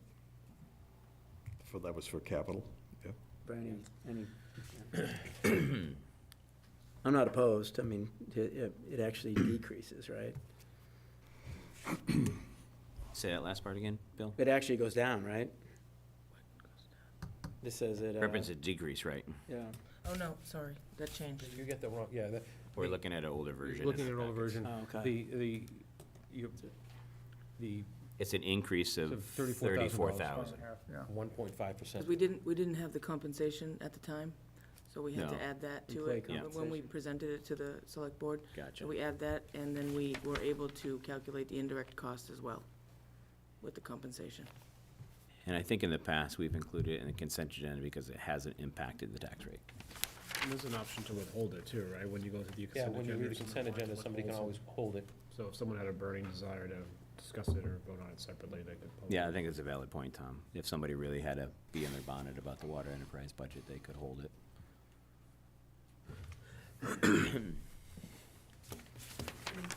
Motion to move it to the consent agenda, or can you just go away? Say that again? Do you have to make a motion to move it to the consent agenda, or does it just go away? You'll do that at the end. You'll make a motion to put the ones that we're calling out, and you put the list of them into the consent agenda. And then that will be read at town meeting. Hopefully Joe or Tom is taking notes because I'm not writing down. I am. Right now, we have Yes, two, I am. right now, we have 2-1 and 2-5. I'm usually pretty good about it, but I just realized as he was saying it, I haven't been writing them down, so. I got it right now, 2-1, 2-5 so far. All right, perfect. That's right. Well, I guess to start, I move that we recommend favorable action Okay. On 2-5. to Article 2-5. Second. All right, all those in favor say aye. Aye. Aye. All right. Any further discussion about consent agenda? Not opposed to it, so, yeah. Okay. All right, so let's put that one on the consent. Okay. In FinCom, do you guys want to weigh in? Yeah, I mean, we haven't looked at the budget yet, the details, so we're gonna hold that one till Wednesday. Okay. So, I mean, I think it's appropriate to wait. All right, 2-5 is, 2-6 is our annual financial actions. Joe, if you can scroll up, I'll try to read it. See if the town will authorize the following financial actions or take any action therein or relatively thereto to transfer $2,000 from the cemetery sale of lots and graves to the general fund for cemetery purposes, and transfer $500,000 and change from the water enterprise fund to the general fund to be used for indirect expenses, and then the transfer $6,300 and change from the interest of the Clark Fund to the Conservation Commission Trust Fund for conservation-related expenses. This is, what kind of impact? We figured that This out. creates a reduction in the estimated tax rate because these funds take the place of money that would have to otherwise be raised and appropriated through the tax. So you take money out of the cemetery lots fund, and we can use that to purchase certain things in the cemetery department without affecting the tax rate. Same goes for the water enterprise fund. If we didn't make this change, we'd have to raise the money for the town side to work on the water enterprise account instead of reimbursing the town from the water rates. And the Clark Fund was an endowment or a gift to the town many years ago, the interest of which goes to the Conservation Trust to help them with their related expenses. Right, and so we're reducing our tax rate impact of this by about $510,000 or so, Roughly, yeah, a little more than that, yeah. a little more than that. This is another article that's typically on the consent agenda as well. just for my clarification, sorry if I missed it, on B, fund to be used for indirect expenses, what does that mean? So that's the calculation, that basically how many personnel are used to help operate the water enterprise. So basically the administrative staff, town manager, finance, treasury, and all the benefits and salaries that go with it, as well as other expenses that are in the budget that would affect it. So a there's a portion of the percentage. DPW director's time, for instance, Yep. and Yep. all of his. So you do an allocation Yeah. of Yeah. time to support. And there's actually a policy on indirect expenses, just so Okay. There is. So the town follows that policy in calculating this expense. That was a big one when we passed it. And just, again, for A, so even though it came in, the funds from cemetery sale of lots, it has to be voted out of there to be used for The way the that fund cemetery. is, yeah, it's kind of silly that way, but seems yeah. silly to me. And we've done that before within the select board and not town meeting. We've released money from there to do grub treatment. Specific things, yeah. Specific things. This is just an annual allocation at the beginning of the year, so they know they can buy They have money. fertilizer, whatever they have to. Right.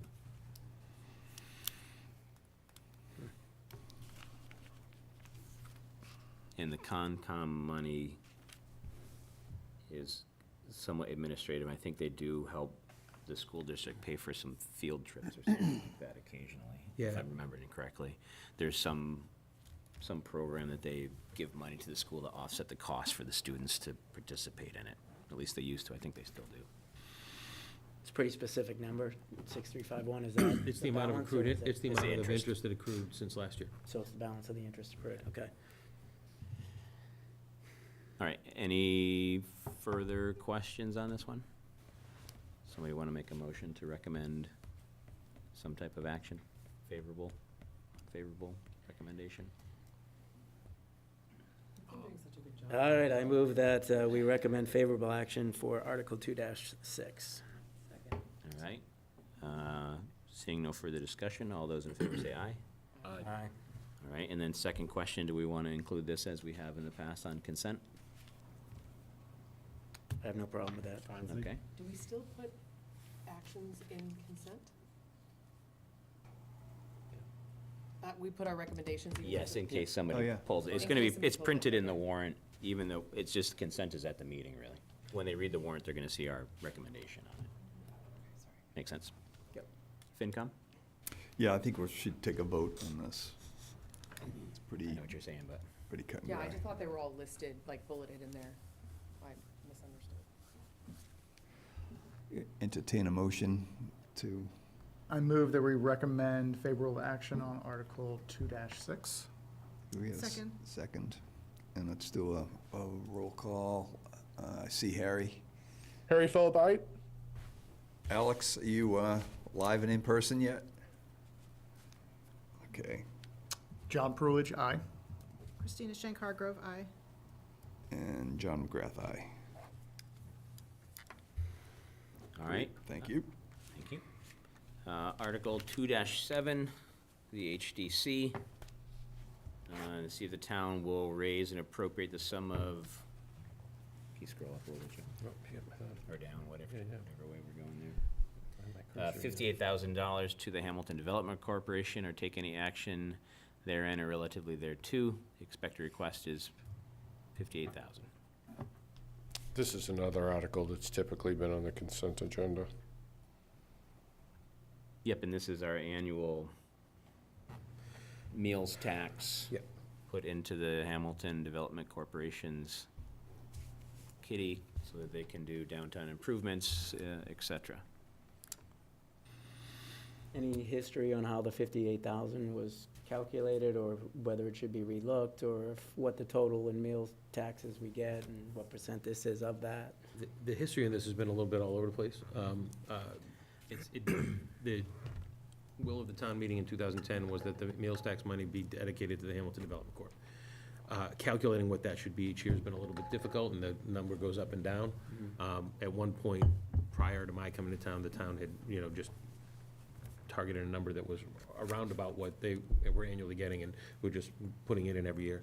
we've made some adjustment to that. What was the? Nope, this is the same as last year. Same as last year. We so- talked about potentially making an adjustment for next year. Right. Yeah, I think we should probably have a discussion of what their current balance is and what lies And- ahead for And I think, spend. and Wendy can correct me if I'm wrong, but I think with the kind of what I'll call the receipts for that year of meals tax is different from our timeline, so they don't quite line up. Same with CPC funding. Yeah. We get it in November, but are we deciding in July what we're giving and et cetera, so it's. That's why we discussed looking at it and, you know, maybe adjusting it for next year. Okay. Anybody want to make another motion to recommend favorable action? I will make a motion for recommending favorable action on Article 2-7. All right. All those in favor, say aye. Aye. Aye. And do we want to include this as we have previously in the consent agenda? Fine with it. All right. Fine with it. FinCom, you want to weigh in? Yeah, I think we should, we'll take a vote on this. I move that we recommend favorable action on Article 2-7. Second. Harry Philip, aye. Okay, Harry? John Prulich, aye. Christina Schenk Hargrove, aye. John McGrath, aye. 4-0. Thanks. All right. 2-8, our annual contribution to our OPEB. Joe, if you want to scroll down a little bit more. And we're going to do 125 again into it, and from free cash. And this doesn't have an impact on our tax rate. This is Using another free cash. consent And we've done agenda this on typically. consent in the past. And this is my usual question that I always forget every year the answer to, but there's a certain amount until we're kind of vested in it. Where are we on that timeline? Do we know? Oh, no, I don't. I can look it up right now real quick. All right, well, Wendy's doing that. Anybody want to make a motion to recommend favorable action? I move that we take favorable action on Article 2-8. All right. Second. Any discussion? What did you just ask? So, OPEB, you pay in a certain amount, you get kind of vested in it, and then our money. interest just- Exactly. And I know, I can't remember the timeline, I So, remember. Yeah, according to the summary here, Wendy's looking up the actual number, but according to the latest summary that we had, the actuarial determined unfunded liability was approximately $5.9 million.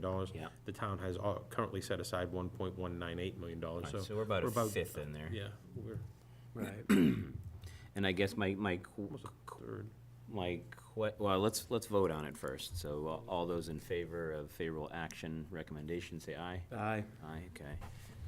And how about on the consent agenda, is fine? Yes. Okay. And then my question would be to FinCom. We've kind of had 125 for a number of years. I think one year we put in a little bit more. We've put in a little bit less at times, but I think we've stayed fairly steady. Yeah. Is there any inkling, urgency to do more? Not this year, We don't have it this year. but Yeah. That would be a no. Don't change that number now. That would have been a discussion in January. I mean, it's certainly a fair question. I mean, here's what I would say. Over the next 6 months, we're going to spend some time looking at water, yeah. revenue, expenses, capital.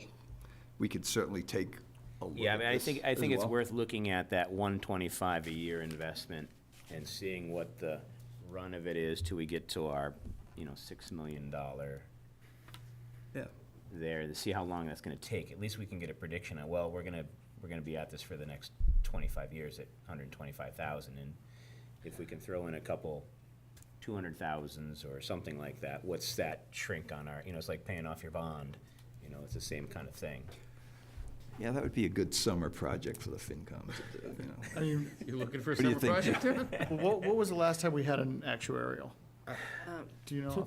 2021. Yeah, a couple years ago. Like, I think we're due probably for another one. So you have to, by audit standards, you have to, so with the, it's called the measurement date. So the audit allows 18 months for one GASB, and it allows 24 months for another GASB. Right. So we will be up and coming Yeah. this year. Okay. Yeah, I think once we get that new And actuarial. that'll give you a better ballpark. Right, and then we Where we can- are and Yeah, we where can we need to exactly. be. bring it to the, Right. have a discussion. But they're looking at all the way to 2053 in this particular actuarial. Okay. So, because the liability changes Right. Right. with each, yeah. Every year. So- Each time you got a different, yeah, Yeah. right, it's a moving target. Right. So it's fair to have an updated conversation Right. over the next year. Let's just say that. I mean, I don't see us gaining a ton of employees in the, any near future, but, that's more payout in the long run. Yeah. You might not add a worker count to the annual operating cohort, but as people retire and then New you people bring on roll new on, people, right. the cohort, the overall number does change. Right. So. Right. It does look like the potential. Right, the costs have changed too, right? Go ahead. So right now, it looks like the potential break even is like 2047-ish. So, That's actually not, yeah. that's not not too too bad. bad. Right. Like, we're following the plan that was Yeah, set. Yeah. years ago, John, we had Right. figured that out, so. Exactly. And that's We're on that giving track. that's 125 every year. Yeah. Yeah, That's not bad, man. yeah, Do your summer work if you want to. yeah. We're good. All right. So what, FinCom want to vote on this article? Yeah, Oh, yeah, sorry. why don't we have the FinCom vote on the OPEB? I move that we recommend favorable action on Article 2-8. Second. Okay, Harry it's- Philip, aye. Harry, Harry's all in already. Harry, Alex, you there? Nope. John Prulitsch, aye. Christina Shankar Grove, aye. John McGrath, aye. Rocking the baby to sleep. All right, Article 2-9, stabilization fund, to see if the town will transfer $82,781 from free cash to the general stabilization fund, or take any action therein or relatively thereto. And the expected request is as stated seconds ago. And this is a 2/3 vote, since it's a stabilization fund, so it won't be on the consent. And this will not impact tax rate because it's coming from free cash. Correct.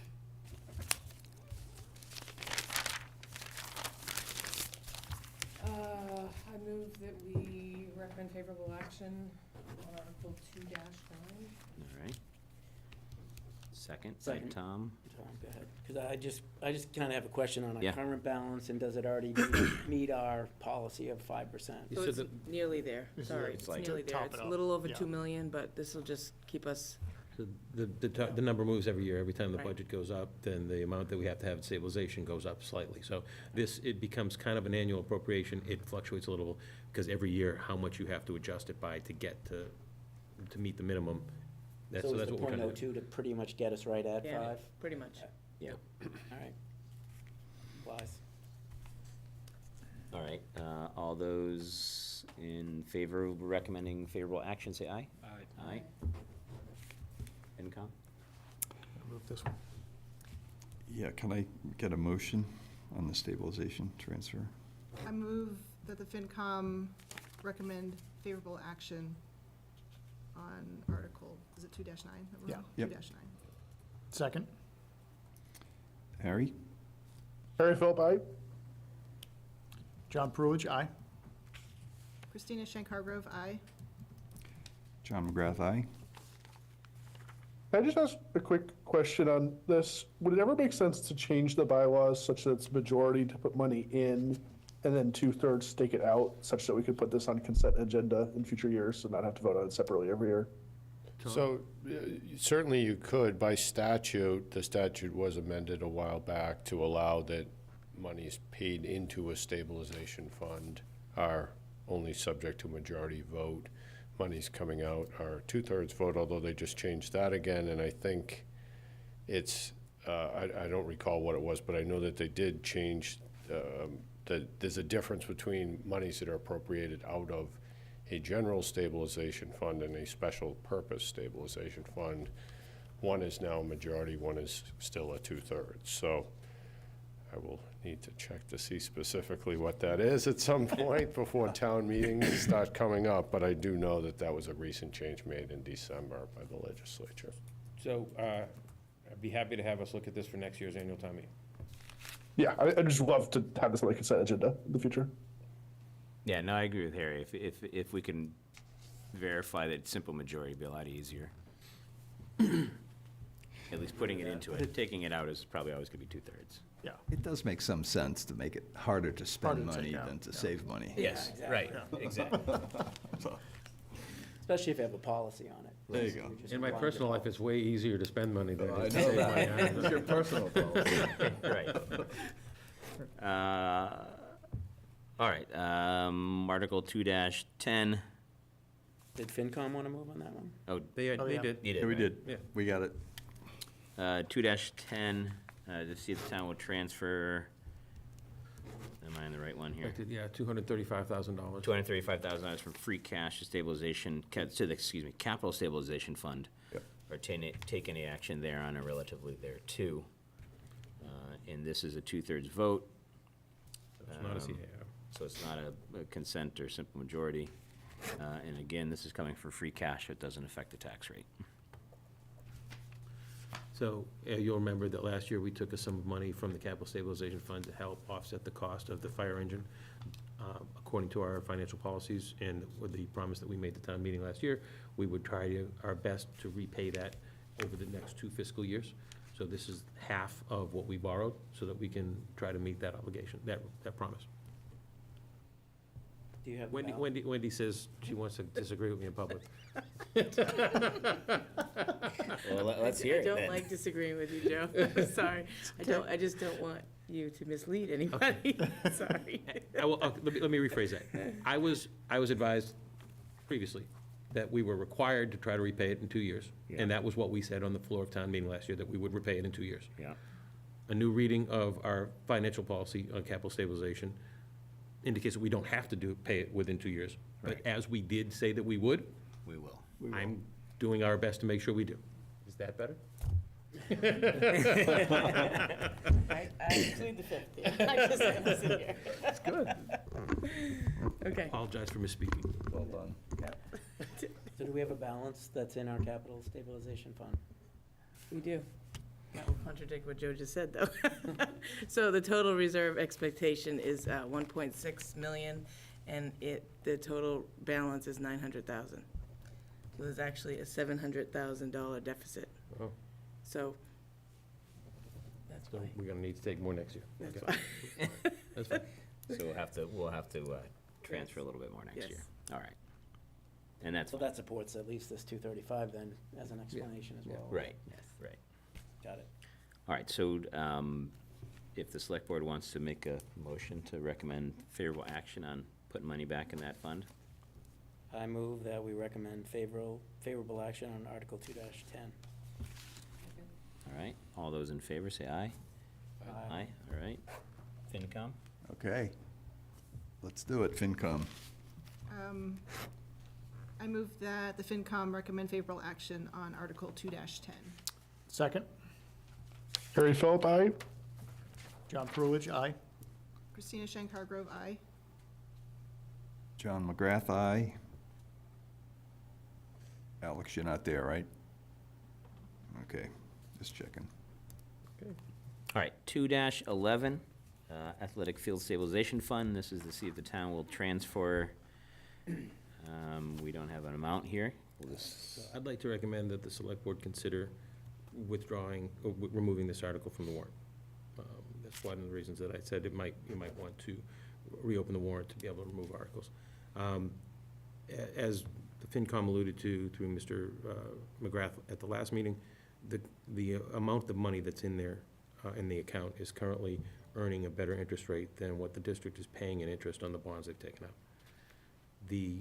This would essentially have no effect if we took the money out of this account and put no effect on the town budget. It would have a little bit of an effect on the taxpayer, as we'd be able to take around $630,000 from here and therefore reduce the amount that had to be raised in the debt exclusion to support the fields. But this is the first year of that in 10-year debt exclusion. So you'll have another opportunity to do this next year or the year after. The budget this year does not rely on the use of any of this money. So the only thing that you would be changing is that you would reduce by a little bit the amount that each taxpayer pays for the debt exclusion that they just approved last April. Whereas if you let it run a little bit longer, earn a little bit more interest, it might have a little bit more of an impact. Yeah, I mean, That 600K, what's the impact to the tax rate for the reduction per thousand household thing? Would you know that? I don't know off the top of my head, sorry. I did not run those calculations. Okay. I mean, that's my only question. I mean, I agree with what you and I have talked about, John. Yeah. But I'd like to know that number of that reduction of the tax rate. That's fair. Just because I think people, for my own edification, I'd like to know what that is. Even though I know it's smarter to, bank that interest and then pay it out later. Yeah, I mean, it's probably only a one-year decision, because if interest rates are falling, and they are. Right. The rate would probably My guess is the dip next year or below the year 3.9. after, it will be pull it all out and pay it towards it. Yeah, so, So can we table a vote to 318 then? Maybe we'll have more information and discussion from FinCom. yeah, so Wendy and I can work on that Wednesday. We Okay. huddle. All right, so we'll skip that since it's been tabled for us. Yep. And we can reopen it, remove it then if we wanted to. Right, correct. Correct, Joe? Yes. Okay. All right, 2-12, our town center comprehensive plan. This is to see if the town will transfer from free cash a sum of $125,000 to fund a town center comprehensive plan, including all incidental and related costs, or take any action thereon or relative thereto. And this is for 3A and overlay district, et cetera, for the downtown/Winthrop school area. Yeah, so just so that everybody knows, on the advice of council, the way we've advertised to try to find a consultant is as an RFQ process with identifying this as a town center comprehensive plan. So, looking for the consultants that would be certified to be able to work on a comprehensive plan for the town center that would include the production of language to create a 3A compliant zoning district that would be a form-based code, and would use public input and design charrettes with the residents of the town and the butters to the properties discussed. The process would probably take about a year, which would put us not in compliance with 3A as a town with a commuter rail stop in our town. We're supposed to be compliant by December of this year. This process will take a little longer than that. The reason we've recommended going in this direction and putting ourselves on the wrong side of the 3A discussion with the state is because I'm quite frankly concerned that if we go forward without this kind of process, we'll get the same result that Milton had, which is that the voters at town meeting will turn down the opportunity to adopt 3A zoning.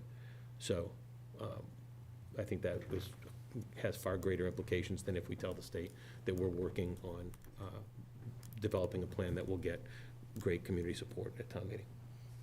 And I'll add that I had a meeting with Representative Kasner, our planning inspections director, and a few other folks. Maybe it's been a month now, and had a lot of questions with 3A and town meeting votes and whether we could get an extension, et cetera. And I have heard, sadly, crickets. So I'm going to follow up on that. Also, I'd like to encourage this board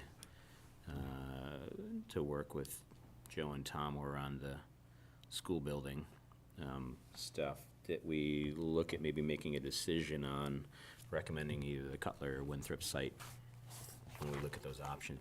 I'd like to do it before town meeting, if we can, just because I think this would have a lot more teeth if we knew the direction we're going for placement of that new building, if we're gonna go in that direction. And it still would work because we're still working on 3A zoning, but I think you'd have a lot more support and about a comprehensive plan for that whole site and 3A, form-based, et cetera. So if we're out of compliance with 3A, but we're moving in the direction to try and come in compliance, does that mean that the state is unlikely to take action? I mean, we look at what happened in Milton, where they're, Yeah, reducing so- We could possibly lose about 60,000 or so for our housing authority, which would have to pull out of general fund. We would plan to come to town meeting next year with the zoning and also a separate article to have that funding for the housing authority, because that wouldn't be restored until after the vote was approved and everything else, so. Would miss a year of it. We'd miss a year of that funding. There's potential for other grants, like, for instance, the Cultural Facilities Fund grant that we have to build the facility out behind the Patton Homestead. The Friends of Patton Homestead are still pulling together the final pieces of the match, so we haven't been able to get that funding in-house and initiate the project. So if it takes that long, I could see the state potentially taking that funding away. How much was that again, do you? Off the top of my head, I think the whole grant, I think we're granted roughly $90,000. 80-90, yeah. Yeah, and then we had to match it with that, a sum amount. The select board gave a sum of money from ARPA to move towards that match, but asked the Friends to finish raising the rest. They've raised some. I don't think that they've raised all of their share yet. I will be checking in with them this week. But that money would be at risk.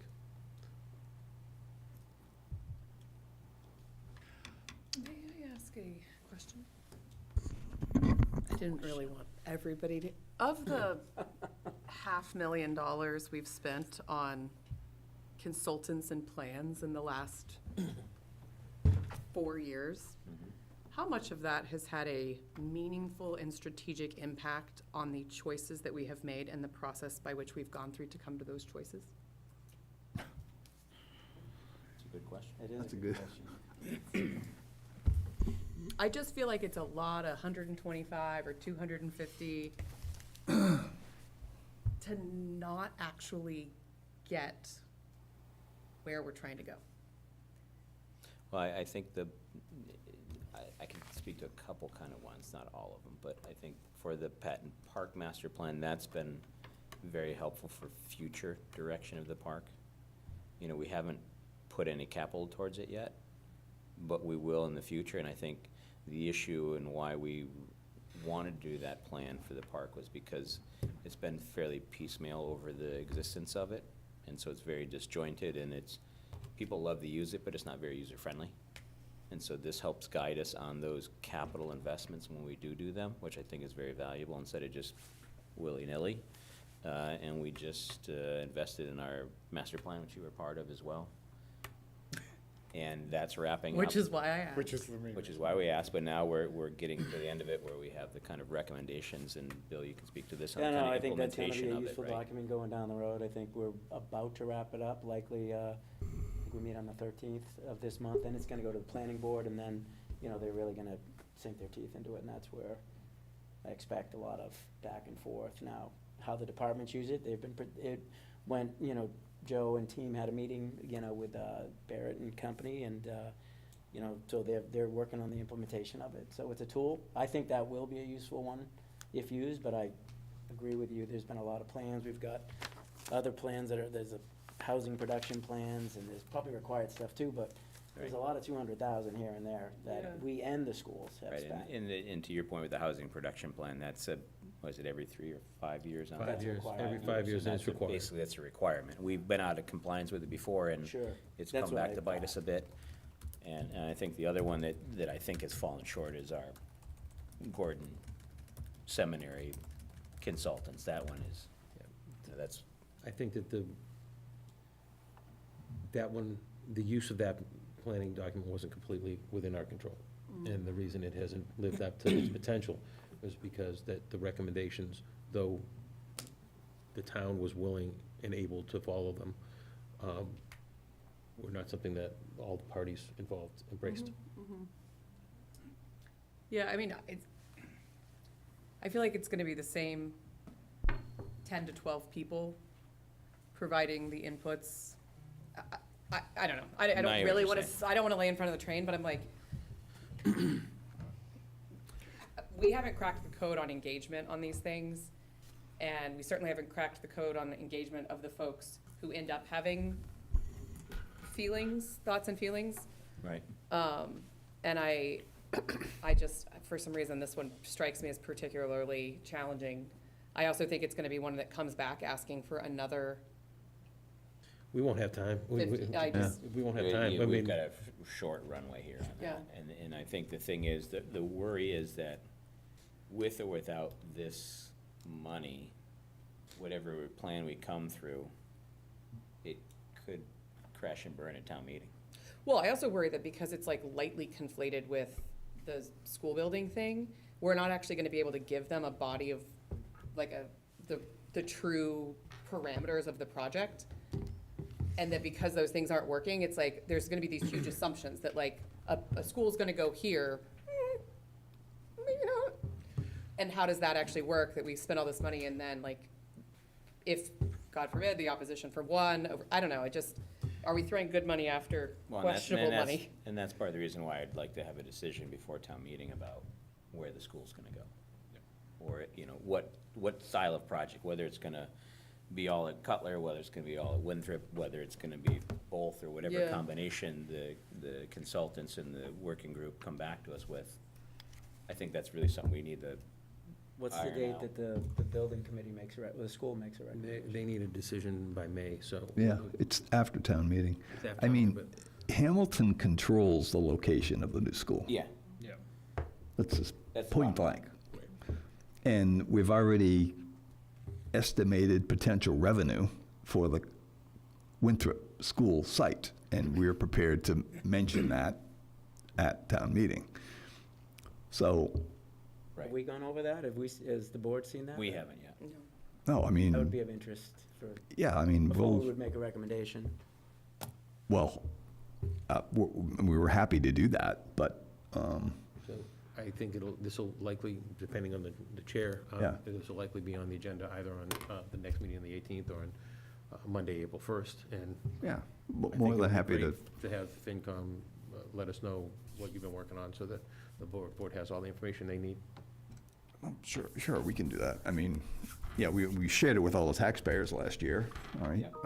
Yeah, and John, you're updating all your numbers, right, from last year's? Right.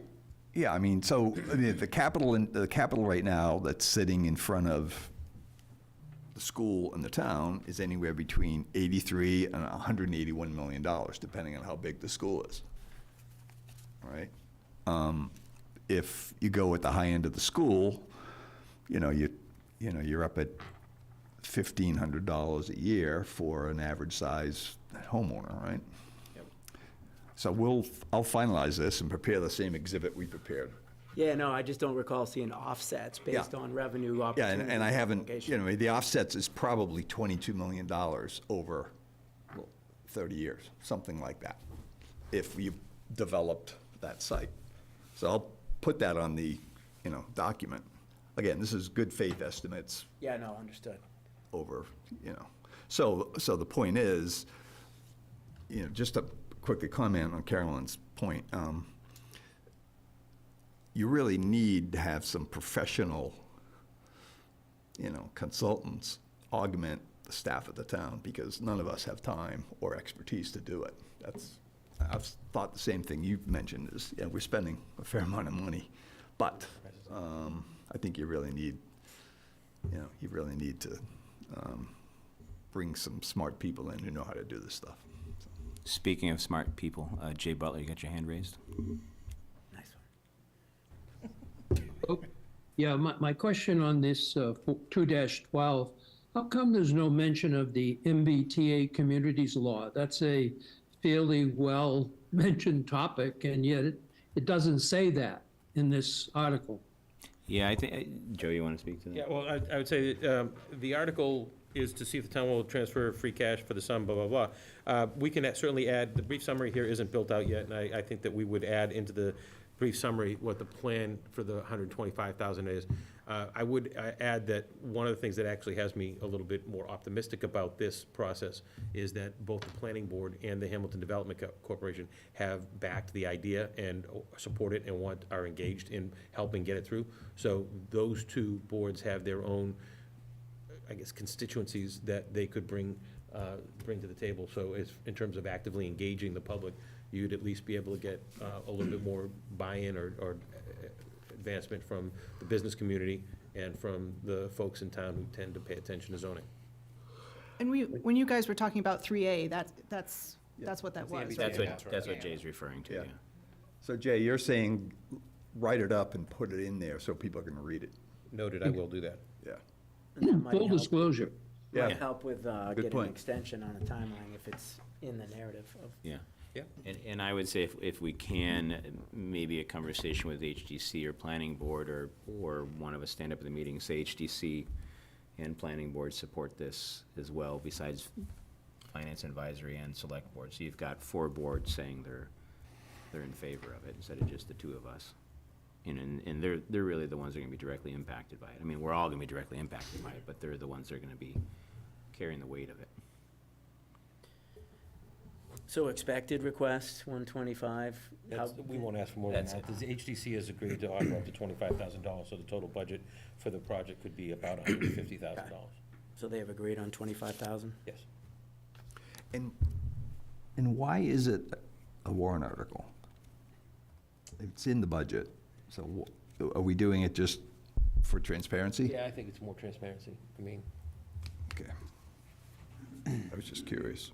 I would note that this could be included on the consent agenda, but it doesn't sound like that is likely to be the case. Appreciate that, sir. thanks, Tom. I'm sure people are going to want to know about Yeah. 3A No, I and think it's BTA. important. People all know the 3A zoning kind of threat that's overlooming all of our communities, so I think Yep. it's good to say we're trying that, I want to say we're being proactive, but we're not quite being proactive, No. but we're trying to be. You might get asked why, Yeah, Why it took us so long? why did it take us so long? right. Yeah. Fortunately, I can deflect a little and say that the new school project and the master plan that we've just finished kind of slowed down our timeline because we weren't sure where we were on that process, on the Winthrop School parcel. So we have a plan for our plan. Yes. Noted. All right, did we make a motion on this yet?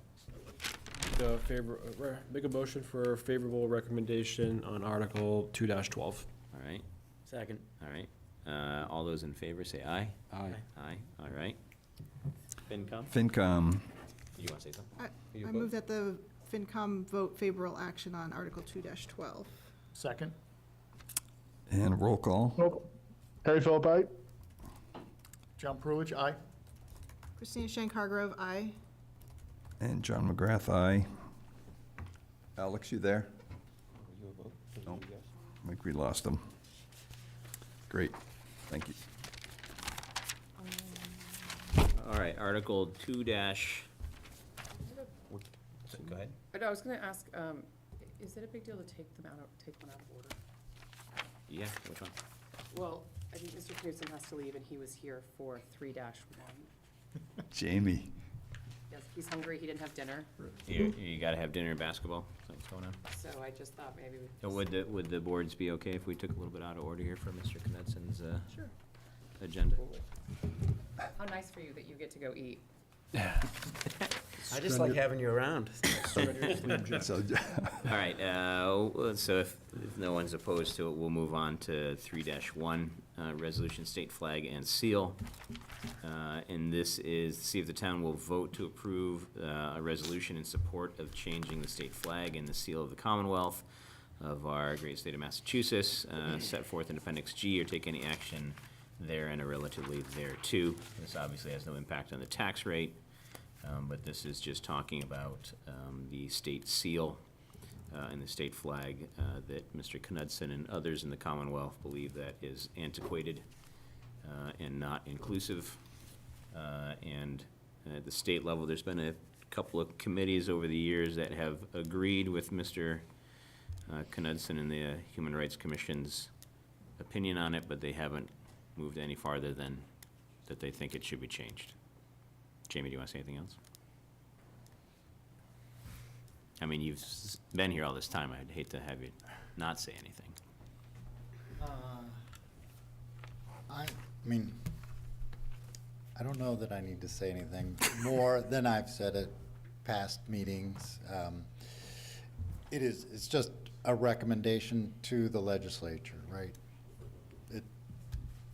So a number of towns, 80 or so, have done that. A number on the North Shore have, although there is one town on the North Shore that voted against it, but a number of others that have voted in favor of it. I know that there probably are some people that may not have really given a lot of thought, like myself, to what the flag actually has on it and why it is not inclusive, as Sean said. I won't make that presentation now, but it is available at changethemassflag.com. So. And Jamie, are you gonna? Oh, I can answer. Are you gonna questions. move this at the meeting? Town meeting? If you guys tell me to, yes. You fine with that? Yeah. Okay. I move that, no. Jamie, no. I have a quick question, just in light of the way that we've treated some of these other ones, which is like, the recommendation of the board is not really a bearing, because it has nothing to do with, Well, in this case, the board sponsored the article. The board placed this on the warrant. It's not a citizen petition question. It's not coming from, you're doing it on the advice of the Hamilton Human Rights Commission that had made the request of you, but the board placed this on, so your recommendation would ostensibly carry some weight. But it is just a resolution. Yeah. So do we feel the legislature needs a nudge on this, or didn't just last November they advise a committee or a group get together to recommend a new motto and flag, or do they need a push, or do we feel like they are moving towards a solution and then that could be adopted? Yeah, I mean, the movement among indigenous peoples, they feel like, yes, the legislature needs some more push, because this effort has been underway for a good 20+ years. 40 years or so. So all that, I mean, I shouldn't say all that happened. It was a big step, right? They appointed the commission made a recommendation to absolutely 100% change the state flag. It's not clear what it's being changed to, but so the commission made the recommendation, but that's still not the legislature. Right. And nobody's come up with a recommendation yet, right? Just a. No. There is not a clear recommendation for a change. So you want them to finish the process? Yes. Study it, engage, and Yeah. finish? Yes, and I guess Wanted the to other change. thing I'd say, so in your packet, or at least in the select board packet, right, is Appendix G, which does have the resolution itself. Right.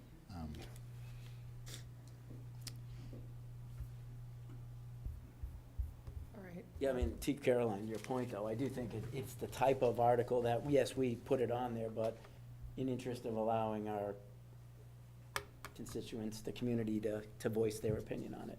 I guess, how's it different than we recommended? I guess we could. But my biggest thing here is, though, I want to hear the will of the people.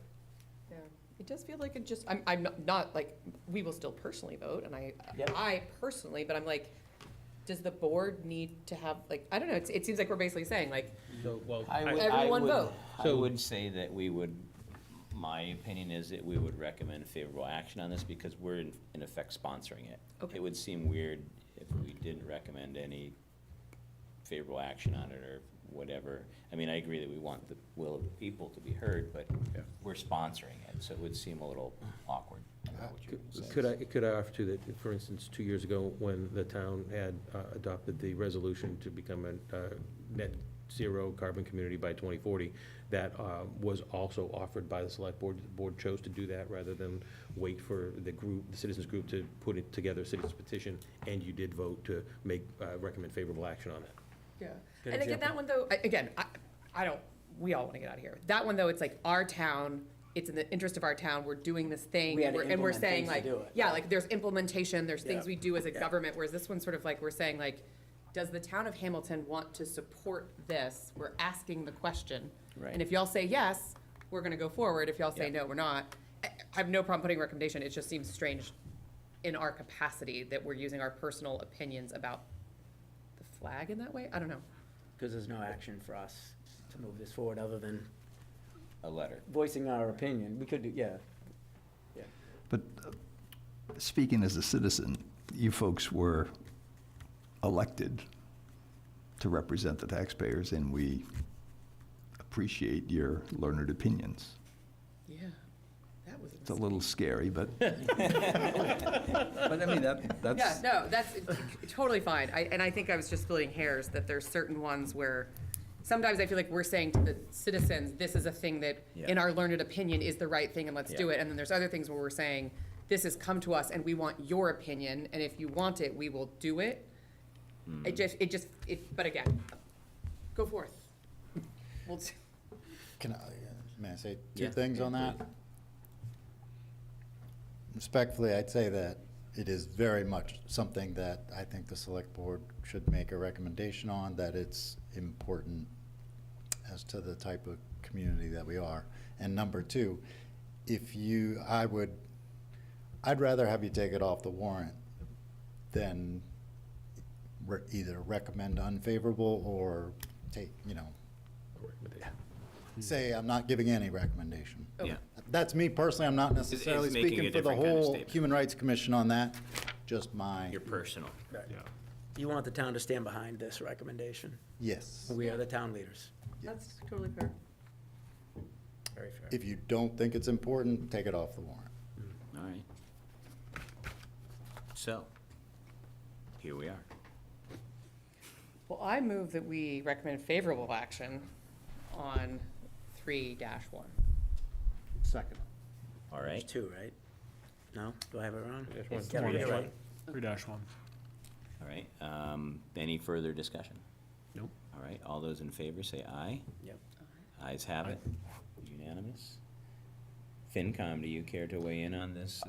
I think we Have a should, learned opinion? I think we should, I think we should take a vote. What do you think, FinCom? I'm fine taking a vote now. I would say, If anyone wants to discuss it further, I'm open to that too, but I'd move that we recommend favorable action on Article 3-1. Second. Harry Philip, aye. John Perulich, aye. Christina Shank Hargrove, aye. John McGrath, aye. Okay, thank you. Thank you, Jamie. Now return to our normal programming. Enjoy your dinner.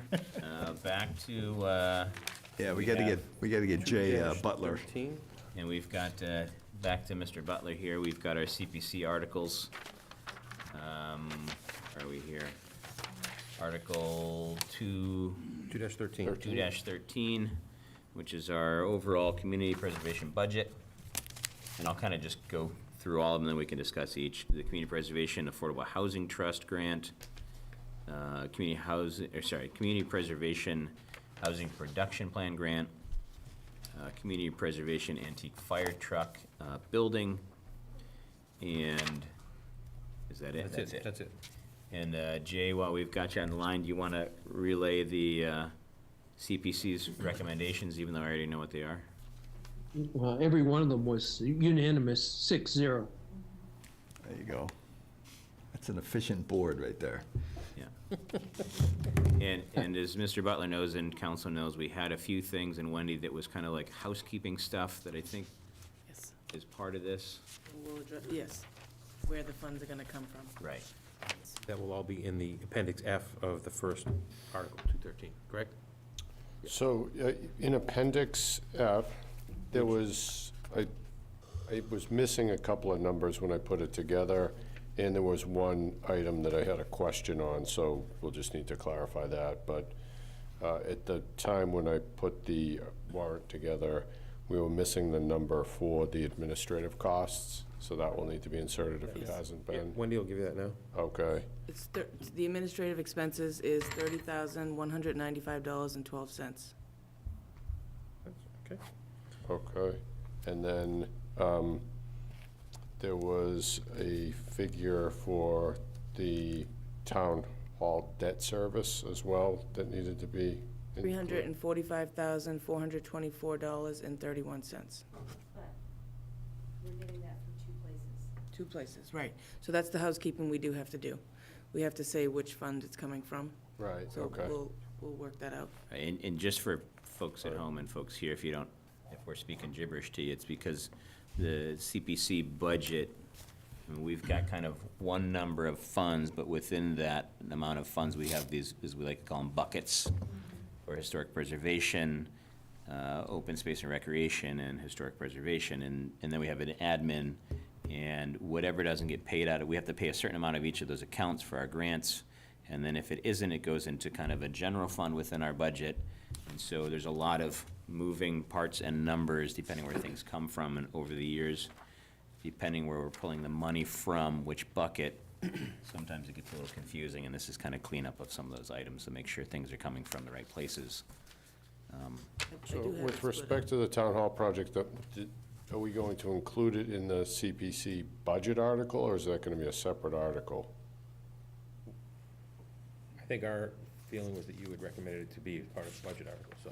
We can, I just wanted to make sure. I basically modeled it after, there was an item in the budget for the last few years to appropriate $103,000 and change roughly from the open space recreation for the Sagamore Hill Conservation Project. They do the same thing. So I used essentially the same format for the town hall project. But makes that was sense, all yeah. coming from one source. I mean, we can have it come from two sources, but That's how the CPC voted. We voted it from two sources, Right, so so- let's call it out from. You want me to tell you what it is? Yeah. Sure. So for the Historic Preservation Project, 11,000 is coming from Historic Preservation Fund, and $334,424.31 is coming from the Preservation Undesignated Fund, unreserved. what, can you say that number again? Sure, 334,424.31. Okay, thank you. Yeah, we can include it in the budget that way, but it just obviously would need to be broken down. Typically, the budget, at least last year, was part of the consent calendar as well. Jay, do you remember we talked at the meeting about maybe putting it on the consent as we have in the past? Well, we did talk about it, but quite frankly, this is the first time the voters will see the first-year impact of the $4 million in grants we approved. Right. I think on the Sagamore Hill, we put it on a separate warrant article the first year, and then we buried it in the consent agenda every year afterwards. I would think Right. that since we're going into the first year of this bond, we would want to highlight it as a separate warrant article. I think that's fair. So you want to make it a completely separate article, or just? No, just, not- it'll be in the budget. In the budget, article, but not we include won't the put that budget. in the consent. Okay. It'll be called out in it, but we won't have a separate Okay, article. that's fine. And when will the bond be paid off for the town hall project? I can look. The 43? 20-year bond. Okay, thank you.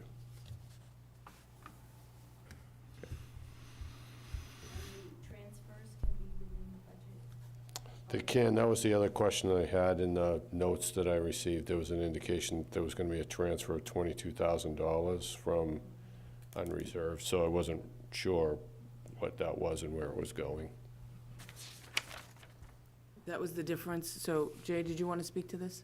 Yeah, last year at the ATM, as most of you know, we're supposed to transfer 10% of our total revenue into any of the three accounts that we don't have a bond running or have a grant. And we were supposed to transfer 71 grand into these two accounts last year at the ATM. And because we had a lot of moving parts and people changing jobs, we only transferred 60,000. So this is a makeup action So to make. where's the 22 going? Community housing, 11,000, and historic preservation, 11,000.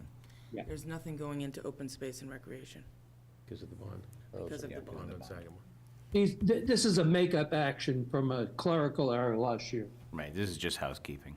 Yeah, housekeeping. It's internal transfer of funds. Right, the Nothing- money's there, we're just. They were just moving it around. Munis. Okay. Yeah, so we'll have to, so 11,000 to community housing and 11,000. Historic to preservation. historic preservation. Okay, There will be no transfer for open space and recreation. all right. Yes, yeah, we would just include it as another line item in the budget as item 6, just transfers. All right, anybody want to make a recommendation on this one? I mean, don't you think we need Appendix F and the specified projects to vote on it? It should be in the package. But we just made a whole bunch of changes to it. I don't think Right. they'd be able to. I don't have Oh, any. okay. do I? Yeah. Can we We table can that wait, till the yeah. 18th? Somebody say the 318? word. Say that word, though, that fancy word. Table Perfect. to 318. Joe can say it, but it doesn't count. Right. Okay, I just want to make I was sure just somebody leading the else said witness it. in that one. there you go. We just want to make sure we get all of what we just discussed with the transfers and the amounts and everything, Yeah. all in one Okay. appendix F, so that And the they can both exhibits, see it, and then yeah. you can see it, and then you know what you're voting on. So FinCom, we'll, I'm gonna we'll assume we hold can do until we same have thing. the final. Okay, If they can get it All the before final docs. 13th, so I can see what, Yep. by the 18th. Exactly. They, all right, 2-14 was Community Preservation for Affordable Housing Trust. And this is to take some money and give it to the Affordable Housing Trust. There is a number up there for this one? $500,000. $500,000 for a grant to the trust. This is also broken out. Two different funds. So does, No, I'll give the Tom notes to doesn't know Tom yet. there, do you want to send it to him, or? Yeah, you want me to tell you, Tom? Sure, me to- go ahead. okay. Funding source of this? Sure. So $310,945 will be coming from Community Housing Reserve, and $189,055 will be coming from the unreserved. Jay, do you want to say anything to this one? Community? Community No. Housing. You have any questions of what it is? yeah, are there specific projects that support that? No. Well, Okay. And if I can speak for you, Jay, and you can add if I've got something wrong, but in the past, we've given grants to the Affordable Housing Trust, and they haven't been earmarked for anything, because we wanted to give the Affordable Housing Trust some fluidity on supporting projects, buying land, different things like that, and not have to wait on a town meeting vote, et cetera. So, you know, if the timeline didn't work for a request from the CPC, wanted to give them flexibility on it. Yeah, I think that. And we've make- done that many times in the Right, that past. makes sense, but do we know the balance that they have for their fluidity? They're actually not gonna be so fluid because they're giving a grant to the 40B over at Asbury Commons, which will pretty much 250,000, which I think gets them close to nothing when they're done. Yeah. Thanks for coming.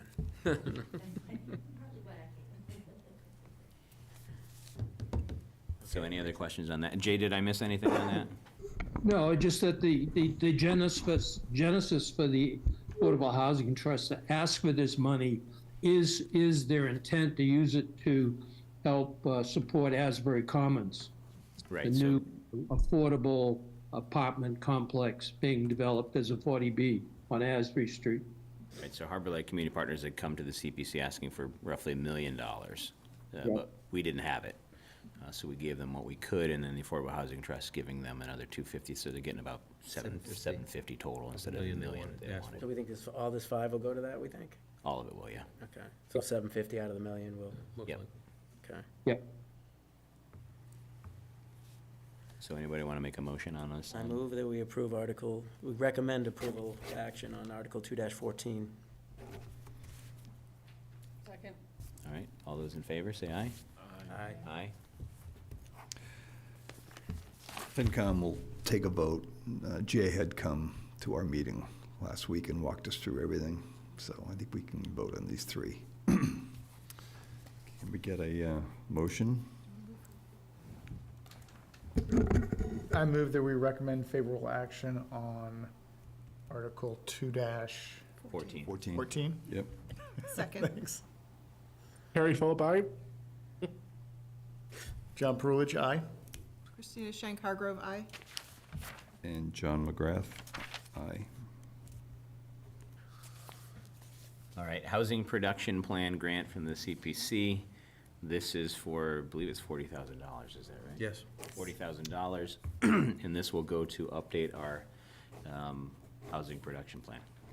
Are there any of the CPC articles that you'd like to include on the consent agenda? Like the last one, for example, could be included, but I kind of assume, given the amount and that there were various questions here, that that's not something that you would want to put on the consent agenda, but it could be. Other than our annual budget, we've always kept it separate. That's fine. Yeah. Yeah.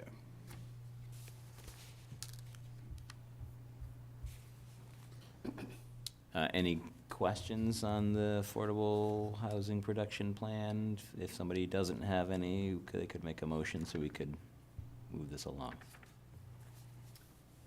I'm reading it. Okay. And this is required, right? Actually, every 3 years that we update our housing production plan? Every 5 years. Every 5. 5 years? And we did it in 2000. It wound up being approved in 2018. It was 2017 plan. Wound up being. So we're due, yeah. So I move that the select board recommend favorable action on Article 215. Second. All right, all those in favor, say aye. Aye. Aye. FinCom? FinCom, Move that we recommend favorable action on Article 2-15. Second, Harry Philip, aye. John Prulich, aye. Christina Schenk Hargrove, aye. John McGrath, aye. All right, moving right along, CPA grant for antique fire truck building. This is the amount of $150,000. I move that we recommend favorable action on Article 216. Second. Any discussion? No. All those in favor? Will there be somebody to present this or show pictures? I Yeah, think and Jay can speak to this. We typically have Jay talk about them, and then if there's other proponents, in this case, there's an amazing model for the little building that it's pretty cool to see, but I don't know if we'll bring it to town meeting. Take pictures of it and put it up on the screen. But yeah, we can take some pictures of it maybe. Lori, if you want to reach out, maybe we can take a couple snapshots of it. Yeah, talk to Ray and stuff. I think they should park the truck out front. That's a great idea, Jay. We could, idea. Yeah, I'd take a ride in it. and maybe Lori ask them if they want to park it out front of town meeting. FinCom? I move that we recommend favorable action on Article 2-16. Did you vote? Second, Okay. Harry Philip, aye. John Prulich, aye. Christina Schenk Hargrove, aye. John McGrath, aye. Okay. All right, we're getting there. This is the one that we have to do it, we don't know the sum yet, though? Is that? We know what's in there now.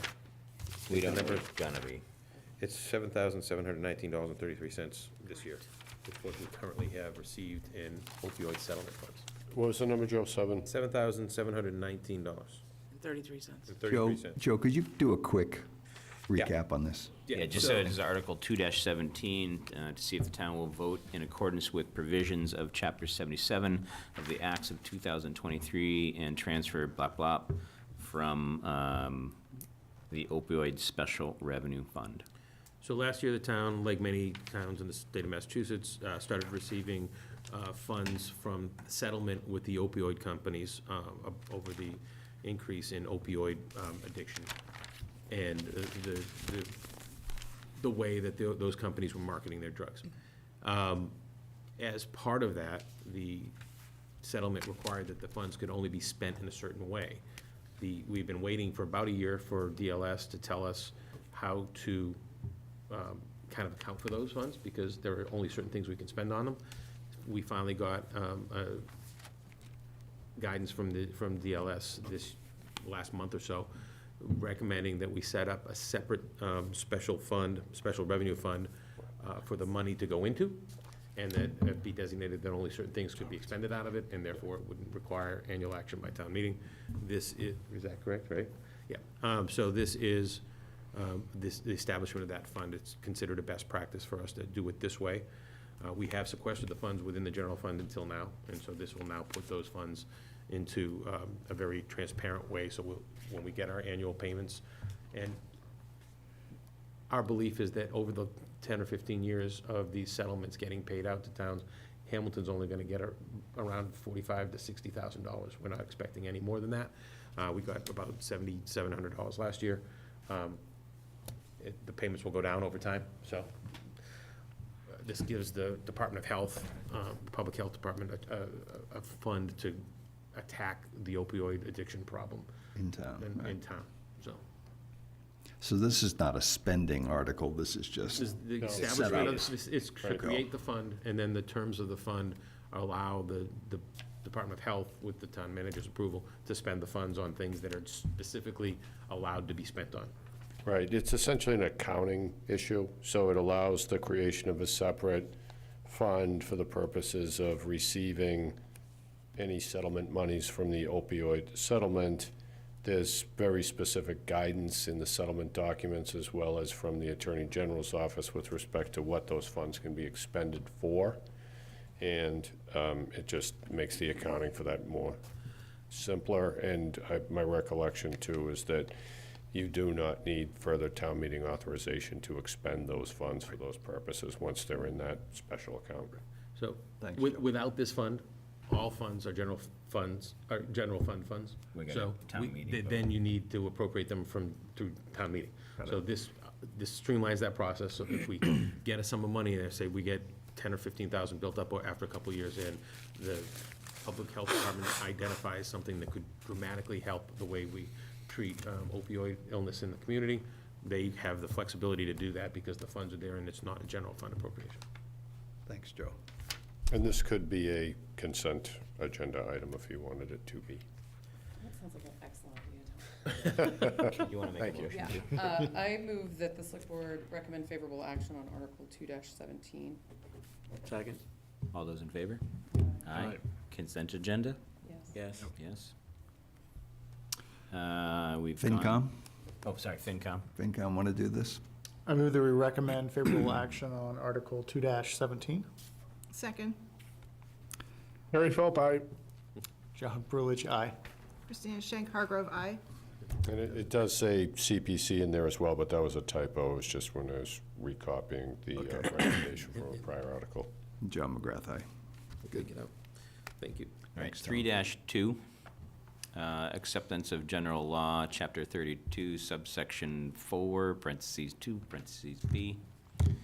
See if the town will vote to accept provisions, as I just said, which allows call firefighters and reserve police officers who subsequently become permanent members of the fire department or police department and thus members of the Essex Regional Retirement System to be credited for more than 5 years of service allowed by statute or take any action therein or relative thereto. I had a question for Tom, too. Yes. When I was reading the way this article's worded today, my question came up. It says to be credited for more than 5 years, but should we be calling out the fact that they actually have to buy that time back as well? It's not just being credited. So Tom will explain more fully in depth or answer questions, but currently, the state law allows a call firefighter or reservist who becomes a full-time employee in the same town where they were a call or reservist to purchase back up to 5 years towards retirement based on a formula. This would allow us, for those people that have more than that become full-timers, would allow them to buy back an additional amount of time beyond the 5 years, subject to a certain formulation that requires, accounting for so many hours of response time in a month to get them a month's worth of time. And then they would have to pay their share of that for it to be credited. Couple of things that came to light as we discussed this since the last meeting last week. We have a couple people that could potentially be impacted by this in the current department, as most of the people we have in the current department had been call firefighters in the town previously. But going forward, if the town does intend to expand the fire service at some point, they're likely not going to necessarily be looking for people who have 15 to 20 years of call firefighter experience. They're going to be looking more likely for people who've only had 3 or 4 years of experience. So this may not even come into play down the road for many of the people we hire in the future, but it will give the ability for some of those that we currently have on staff to purchase back some of the time that they did put in. Did I get that right, Tom?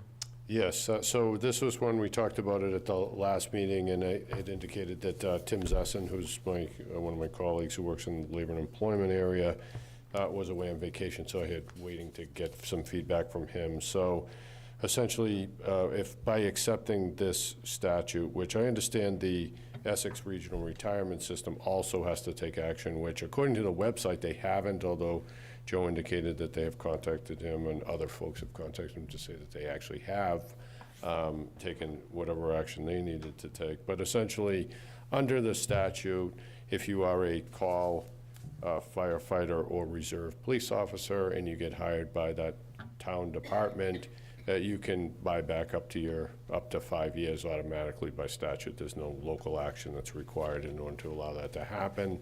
This, by accepting this local acceptance provision of the statute, it will allow folks to buy back more than the 5 years that they're currently allowed to buy back by statute. What's it mean to buy back? Like, what do they have to do? So part of being in the retirement system is that you pay a portion of your salary goes in to fund your part of the retirement, and then the town matches it. And you get vested after you've been in the system for 10 years.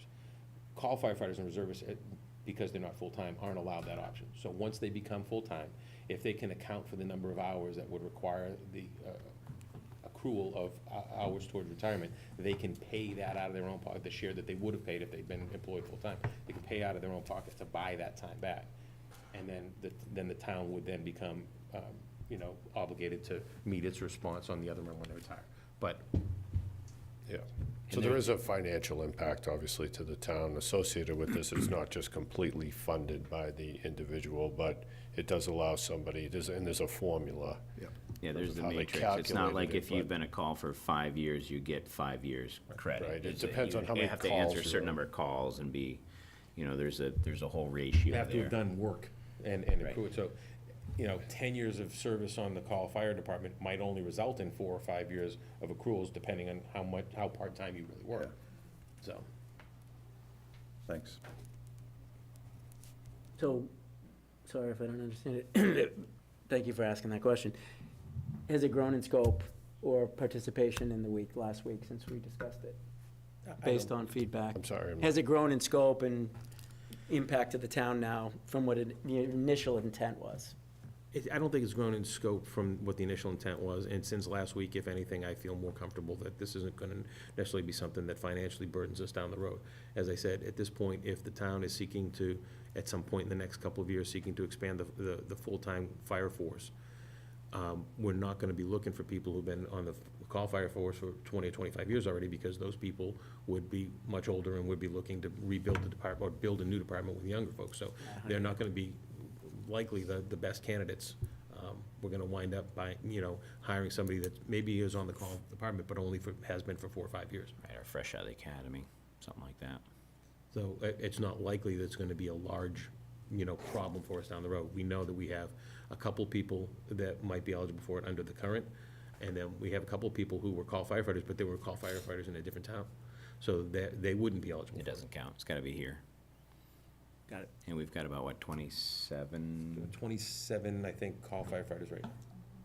And you think a couple might be eligible as we speak? If they get elevated to full-time down the road. A couple currently, full-timers, were call firefighters in our department. Yeah. And would be eligible if they wanna do the. Right. Do all the math. Do all the math and buy it. And the impact for us would be to match what they buy back, or some? Yeah, there's a calculation. that the Percentage, yeah. retirement We board don't would need to have go through it, but, okay, I understand. That sounds like it. I move that the select board recommend favorable action on Article 3-2. Second. All those in favor? Aye. Aye. Why don't we take a vote? I move that we recommend favorable action on Article 3-2. Second. Harry Philip, aye. John Frulich, aye. Christina Schenk-Hargrove, aye. Simple majority on this, John Tom? McGrath? Aye. Yes, that's correct. Just acceptance of the statute's a majority. Is this something the board I was wants just gonna to say, put into Did you want, consent? we could add it to the consent agenda if you'd like. What do you think? I'm okay with it. Okay. I think Bill's in favor of it. I Yeah. can see him nodding over there. Mr. Moderator, are you in favor of efficiency? I think so. All right, so that was 3-2. 3-2, excuse me. 3-3, amend the Town Manager Act. I talked briefly with Mr. Wilson today. feel that maybe we want to discuss this a little bit more, but we can talk about it tonight. Yeah, know so the I think- Time is getting on, but I don't want to drag it out too much. We can wait till the next meeting and we can chat about it some more, but it's up to you. Yeah, I think when Bill Olson and I have been meeting with Joe, we had an initial meeting, and by now you have heard or will shortly heard, each of you individually will kind of get some updates on where we are. But one tool we don't have, from everything we talked about tonight, right, we got a lot of projects going on that are going to take a long period of time. Right now, the Town Manager Act only allows us to negotiate a 3-year contract. This would just give us the ability to do up to 5 years. Still could do 3, 4, 5, but give us flexibility to, contract him through some of these larger projects. Now, it did go through legal, and we do have some other options. We could do a 3-year, and then, once we're in year 2, we could add it, always stay under the 3, add another year or 2. Or we could put some type of provision to auto-renew based on criteria. So we have other tools. This is the recommended one by Town Legal Counsel, but we can still get there with a successful contract, I think, without this tool. Right, and I think, and I haven't talked to Joe specifically about this, but I feel that I'd like to have him weigh in on it, but I don't want him to do it right now in a public meeting, which I'm sure he's okay with. He did not initiate this, just in fairness. And he did not initiate this warrant article for the public record, but, so I'd like Bill to talk to Joe and myself at different times before our next meeting, and then have Okay. a better sense of the room, I guess. When we brought it up, I didn't realize what we would need to go through to move this, so. Right, and I would just say, 5 years is not unusual in the sense of, like, for example, Swampscott's charter allows for a contract with the town administrator there. Right, for it's not up unheard to of. 5 years, yeah, so it's not outside of the realm of what is fairly commonplace. All right, so Bill, if you could use that magic word that I can't. So we'll table this to our next meeting. All right. 3.4 we covered, 3.5 we covered, 3.6 we covered, and that's it. Yep. So just going back to the articles for the consent motion. I have, Tom, you want to compare notes? I have Sure, I have 2.1, 2.1, 2.5. yep. 2.6, Yes, 2.7, yes, 2.8, yes, 2.17, yes, and 3.2. exactly, yes. All right. Mr. Buller, anything to add before we close our meeting? Good. The board appreciates that. You don't know how happy you made it. All right, I won't even ask new business because we've got a lot on our What plate next about time. our perambulating, though? Yes, I was just gonna say, I would, let me get back to my, top of my Do we agenda need to here. We need to use that magic word again if people are not opposed to it on our last. Table. Table it. Table our preambulation of town boundary with neighboring towns. That does not mean that my enthusiasm has waned. In fact, I'd like to say on record that my enthusiasm has increased All right. since last week. All right. So FinCom, if you'd like to adjourn your meeting. Okay, I'll take a motion to I adjourn. move to adjourn. Second. Harry Philip, aye. John Perulich, aye. Christina Shank Hargrove, aye. John McGrath, aye. Alex? I was gonna sit up. That'd be great if you I waited. think Alex adjourned a while ago. The only one on the Zoom. Real quick He's got before you 3 adjourn, little can I kids, just- so I can imagine what he's doing right now. And before we make a motion to adjourn, Joe has one last thing to add I tonight. have one thing I want the public to be aware of, actually the boards as well, and then the select board does need to sign some things before you guys leave. I have here, finally, a completed GFOA-styled budget document for the town of Hamilton. It's final draft. I'm going to send it out electronically to department heads, just have them double-check their sections, correct any typos as we can, and we'll be publishing this to the website and then creating some hard copies, hopefully next week. This was a long time coming. Yep. A lot of effort went into this, particularly from all of our department heads, Wendy, the folks at the Collins Center. But, this is what a modern municipal budget is supposed to look like. So I hope that the folks in the town will take time, once it's on the website, and look through it. And, get a sense of what it is your town government's doing for you. And I just- Congratulations. Yeah, congratulations. Like I say, good work to great job. Joe, Yeah, and great. especially Wendy as well, who's really brought it to the finish line. I really appreciate it. Motion? I move that we adjourn. Second? All those in favor? Aye. Aye. Okay. Thank you, everyone. We're adjourned. Thanks, Harry. Don't- meeting. Good night, everyone. Before we, Alex.